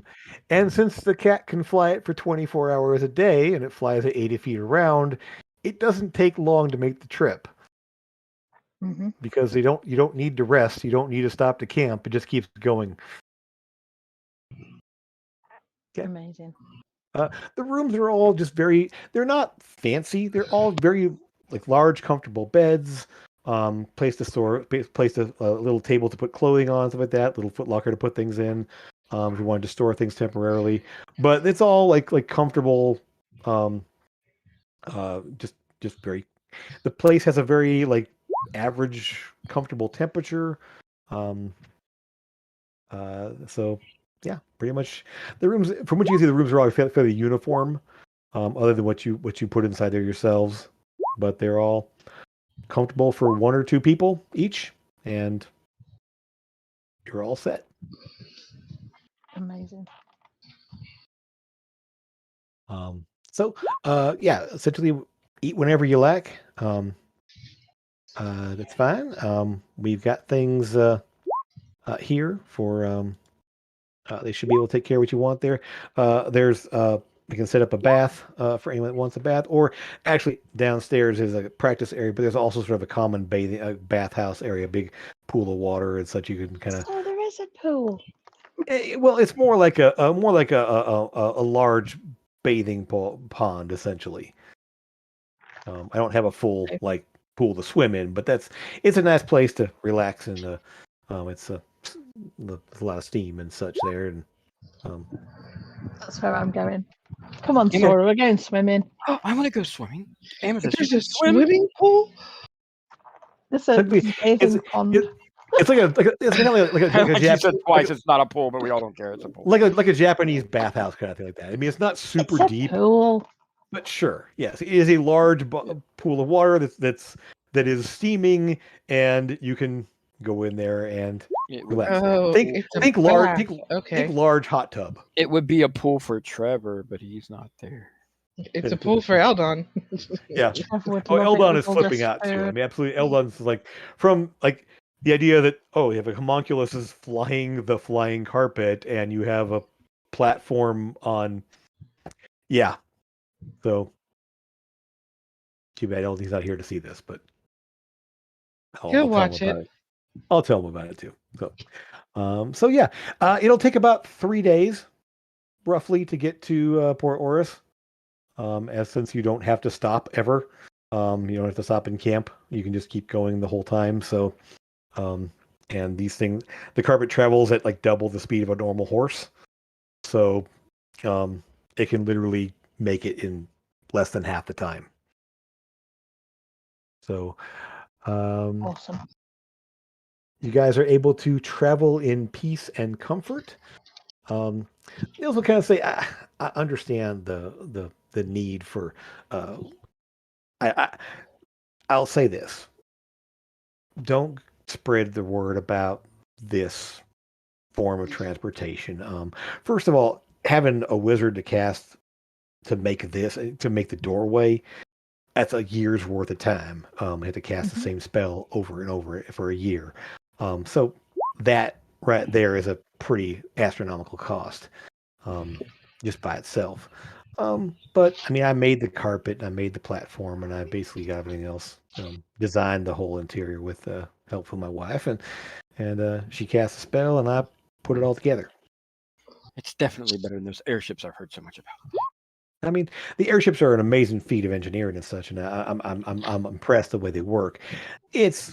But this is a much more comfortable way to travel, and frankly, you can carry more people. And I mean, you have the food you need, and you can move in comfort and everything else. So, someday maybe we'll sell this design off to some of the people that want to use it for something else. But Maybe you could make us one.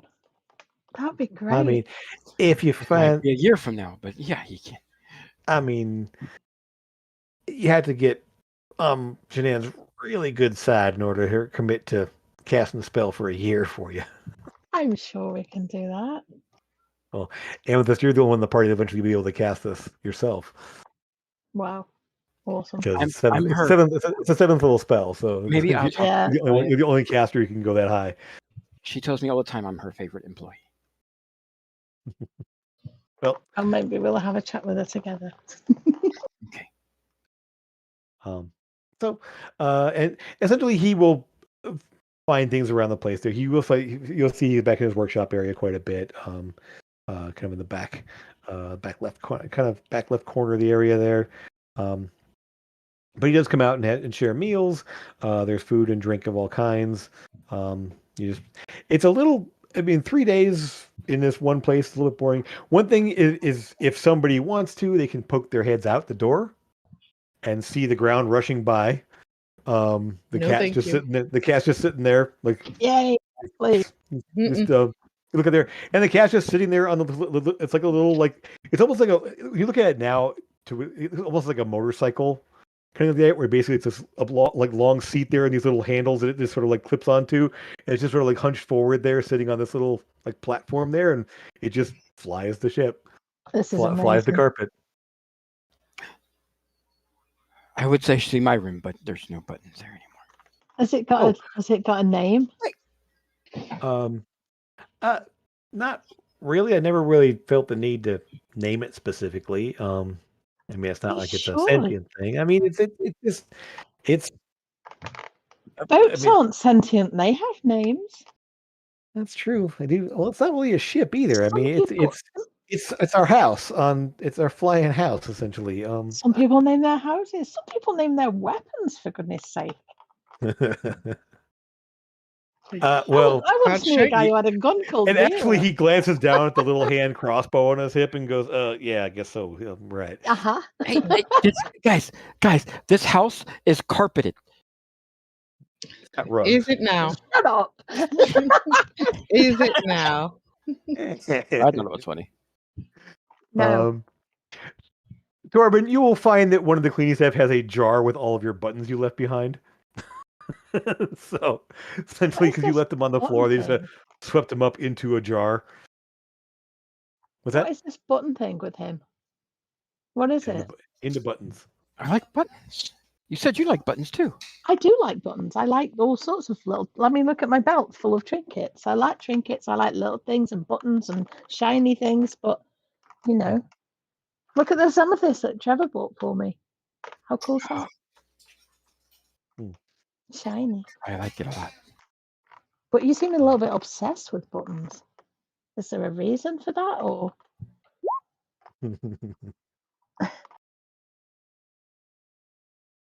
humans? Ah! No. Doggy. All right, sorry. Yes. Forget rid of let the other dog out, so I'm picking him up real quick.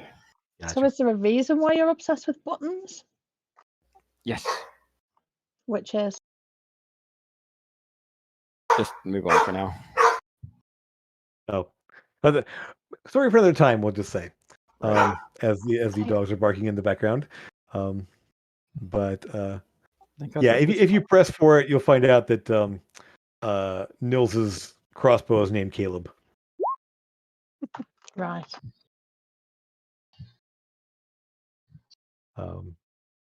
Yeah. So think Japanese bathhouse, kind of stone, and just a pool about 3 feet deep. Just steaming water and kind of little screens around there. If you wanted to have privacy, you can kind of pull like these collapsible screens in place there, and you can sit on the sides or whatever. It's just sort of like a little it's like a Japanese bathing pool.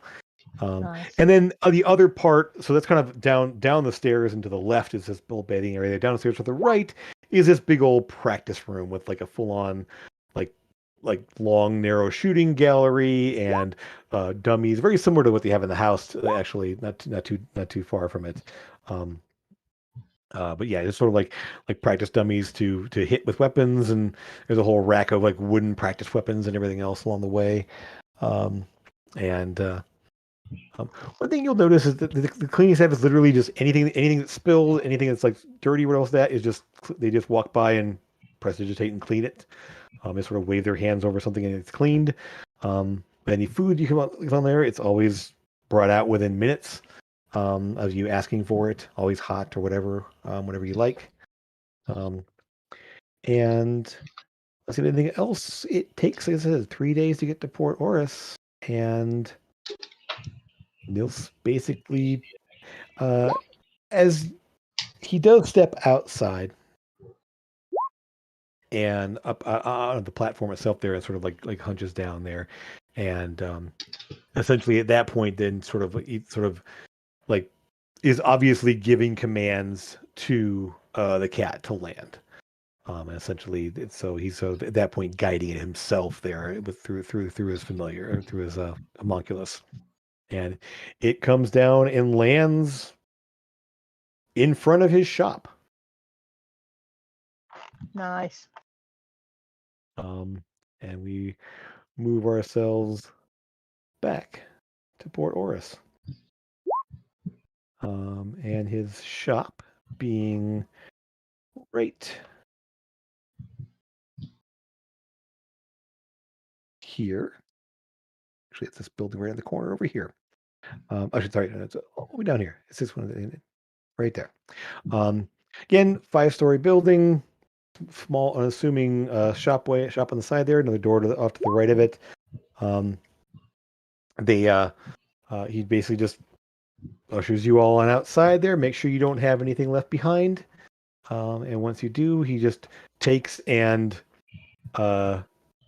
picks up the staff, picks up the rod, the door rod essentially, rolls up the carpet, unclips it, rolls up the carpet, folds up the box, puts it all in there, slides the handle in place there, and picks it up. And Nifty. that's how you get back and forth. Well, actually, now, Lucas, you're able to head on back whenever you want, and I think you'll find if you can. I'll say if Janan doesn't have a specific circle for you to use, if they let you use the Lyceum circle, then you'll be able to use that. I have another line. Oh, that reminds me. Hold on. And he steps inside the shop there and says, "Come on inside, man. I meant to give you something here." And he does duck back into it, unlocks the door, goes back into his shop there, goes back out there with a crate, a 2x2x2 crate, similar dark wood, bronze fittings, little latch at the top there. Lucas or Eldon, if you got your bag there, so this should fit in there. This is a shipping crate. I should have brought one with me and left it at the house for you, but I'll hand it to you now. And essentially, how this works is, in anything that fits in the box, you basically press the button, and effectively this teleports to a minor teleportation circle. Or it can teleport to your own there if you want. You can teleport to a major one as well. But effectively, it only holds non-living things. But it's effectively used for that. It's a Manatech device there for minor teleportation circle there, which only ships a 2x2x2 cubic, so 8 cubic feet of material that fits in the box there. You press the button and it disappears and shows up at a specific place. This one's actually attuned to Dimensions Unlimited. I have a standing arrangement with them. So if you ever need to ship something here, you can go ahead and do that. And then I can ship it back to wherever it came from, essentially. So if you ever need something, if you needed to pick up of some kind, I can press the button and it'll go back and forth to wherever it came from. So you have a shipping crate. Very useful. Yeah. So you ever need to buy something and have it shipped to you, they can be shipped to your house essentially.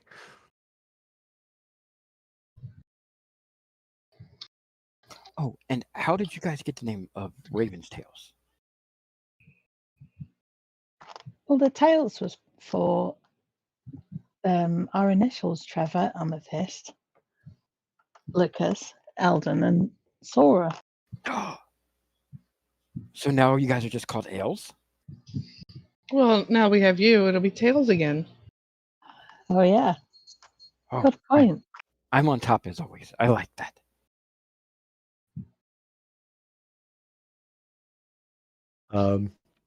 So, I should well, reword how I say things because that was like an innuendo that wasn't supposed to be an innuendo at all. Like really, well, like I didn't even mean it like. of course not. So, the city is very bustling at this point here. We'll just say it's probably like 3 o'clock in the afternoon. You got here in less than 3 days, really, a little less than 3 days time. You're able to. There's people moving around in the shop there. At least a couple folks are kind of looking in the direction as you guys appeared from a flying platform uh, a extra dimensional door attached to it. But it's not the weirdest thing in Port Oris. As you see a flying ornithopter thing kind of fly overhead, heading off in a different in a different direction. There is at least one airship up in the sky that is moving places. But yes, you have the place to yourself. What would you like to do?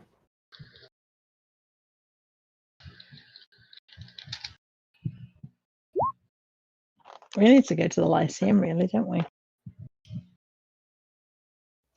Yeah. I just came from there.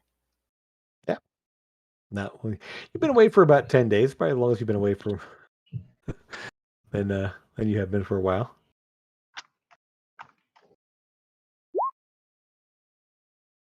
And that's what's happening here. So, Sorry, way we're up just to. being Yeah. daft. We're going. Well, I think we definitely need to go to the Lyceum first, don't we? Where are you going? Probably to the Mystic Menagerie. Okay, get a room. Go on. Right then. Split the party. Split the party. It's up to you. Where you head? So, who's headed where? Let's go ahead I would and put like it out there. I would like to go to the Lyceum real quick just to say some hi to some friends before I leave. But that's when the party goes. I'm not going to go without them. I'll go. Shall we wait to go to the Lyceum if Lucas wants to go to the Lyceum after he's been to see Alindra? We don't have to go everywhere together. All right. Okay. Split the pie then, dude. Okay.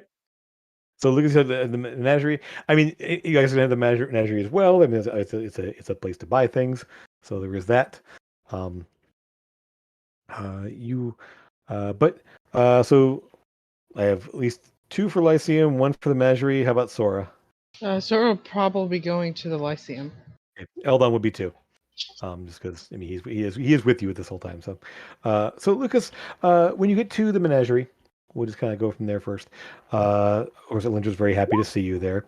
So as it is this time here, Danlin is in the shop there. There's a little platform, like kind of moving around through the shelves there, checking things over, putting things up on shelves there, writing down things, kind of doing basic inventory stuff as you go on there. And Alindra is obviously very happy to see you. Well, you made a good time. I see. That's I don't know how he does that. One of these are going to show me how he gets back and forth from there so fast, but without using like teleportation, because that's the fastest way, of course. But anyway, I digress. You had an item you wanted. I happen to have. And she pulls out this little, like, it's like a gem on a little metal stand, kind of a gold, like little stand there. It's a beacon, essentially. It's essentially a gem that you sort of concentrate on when you're casting the spell. It'll project the circle, and then what you cast, pick it up before you go back through, and before the spell ends, and then it'll disappear when you're done. Doesn't require you to put anything down there. It just sort of projects the circle for you, as long as you essentially recite where you're going when you cast the spell. Yeah.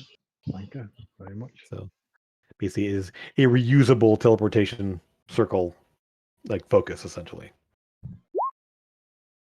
So you can call it teleport circle beacon. If you want to just put a custom item there and there. Do you have the money for it? We talked about the cost. Yeah, I do. Okay, cool. All right. I also got the dagger. You do. Oh, okay. And you told her the reason. Well, I don't like the circumstances, but of course I'm definitely interested in the dagger there. And she does pull out a little case there with a very much matching dagger. The Torben's eyes light up. Oh, you're not. Like, You're at the immediately. Lyceum. This is Oh, the damn it! I magic should have went to the beginning. Lyceum. Oh, that's right. I'm not. You're at I'm the Lyceum. like, yep. So, you'll see that the two daggers there. So they're actually. I will send you a picture of them. They are sort of a wedge-shaped dagger. About large, obviously balanced for throwing there. All metal. There's no leather wrapped hilt or anything like that. It's all sort of a metal piece there, but a wedge shape there. And in the center of the kind of the top of the haft essentially is a gemstone on each one. One is blue, one is purple, and they are called the songbird daggers. They are a matched pair. And if you'd like to purchase the other one that had the matching set, you'd have them. Otherwise, you can sell the one off to her, and she will sell the set to someone else. So I believe it up to you. But according to her, together they have some interesting properties. As I understand it, they sort of jump to each other. So if you throw one and you're holding the other one, you can call it back to you. Call the first one back to you. Or if you throw one, you can jump to it yourself with the other one in your hand. Wow, that's amazing. So, and they're a little stronger when you have both, and you're wheeling. And you tune to them together as a set. So it's one attunement for both of them. But that's my understanding of the properties. I've been analyzing the one that we had here, and seeing how they work together. But that's the basics. How much would the other dagger be? Well, I sold the first one at $750. That's that's I would sell the set at 15,000. So, but I'll sell this one, sell the matching one to you for 750 as well, if you're okay with it. 15,000. That's what I would sell. I would sell the set together for that much. Okay. Like individually, they're pretty throwing daggers that are magical, but together they're worth a lot more because obviously what they do is because they're together. So I'm only telling you this because I mean, best customer and all that. But Best customer. Mm-hmm. he has bought quite a bit. In addition to other things, but still. I'm also not there, but mm-hmm. Yeah. I'll obviously have to have a word with the rest of the party. Yeah, I mean, if you're interested, I will hold it. I mean, I don't have a buyer lined up or anything. It just it wouldn't take. I'm sure it wouldn't be hard to sell something like this. But yeah, I'm sell it to you for the straight price, the single price. The only thing is the attunement. Yeah. Well, as the idea is that obviously something else could be unattuned or whatever. So, but yeah, it's always tough to find attunements left after a while. It's definitely potentially good. Yeah. So, yeah, well, thank you. of course, yes. And good to see you, and hopefully we can meet dinner later on, I'm not sure how long you're going to be in town here, but it sounds like you have a way to get back and forth a little faster now, potentially. So, Yeah, hopefully. I will say, I took the liberty of talking to Dimensions Unlimited. They're a few doors down. They will arrange for a subscription, I guess they would call it, to be able to use their circle. Um, Essentially, they would sort of give you the combination or so to use for a certain amount of time. But she's pretty reasonable about the prices. We do a lot of shipping through her. So, Do you know how much it would cost? I think she said something like 200 for a year. Um, I I think we should charge more than that normally, but if it's just for that purpose, I think it's not as much of a deal. Not much of a problem. It's mostly if you're coming here, obviously. Although I think if you talk to Janan, sorry, Professor Martinet, Principal, she might have other arrangements with the Lyceum. I know they have a circle there as well. It's just a matter of getting access to that. Yeah, I might head over there and have a chat with them. Good. I'll say, thank you. So I'll see you later. Head out. Of course. All right.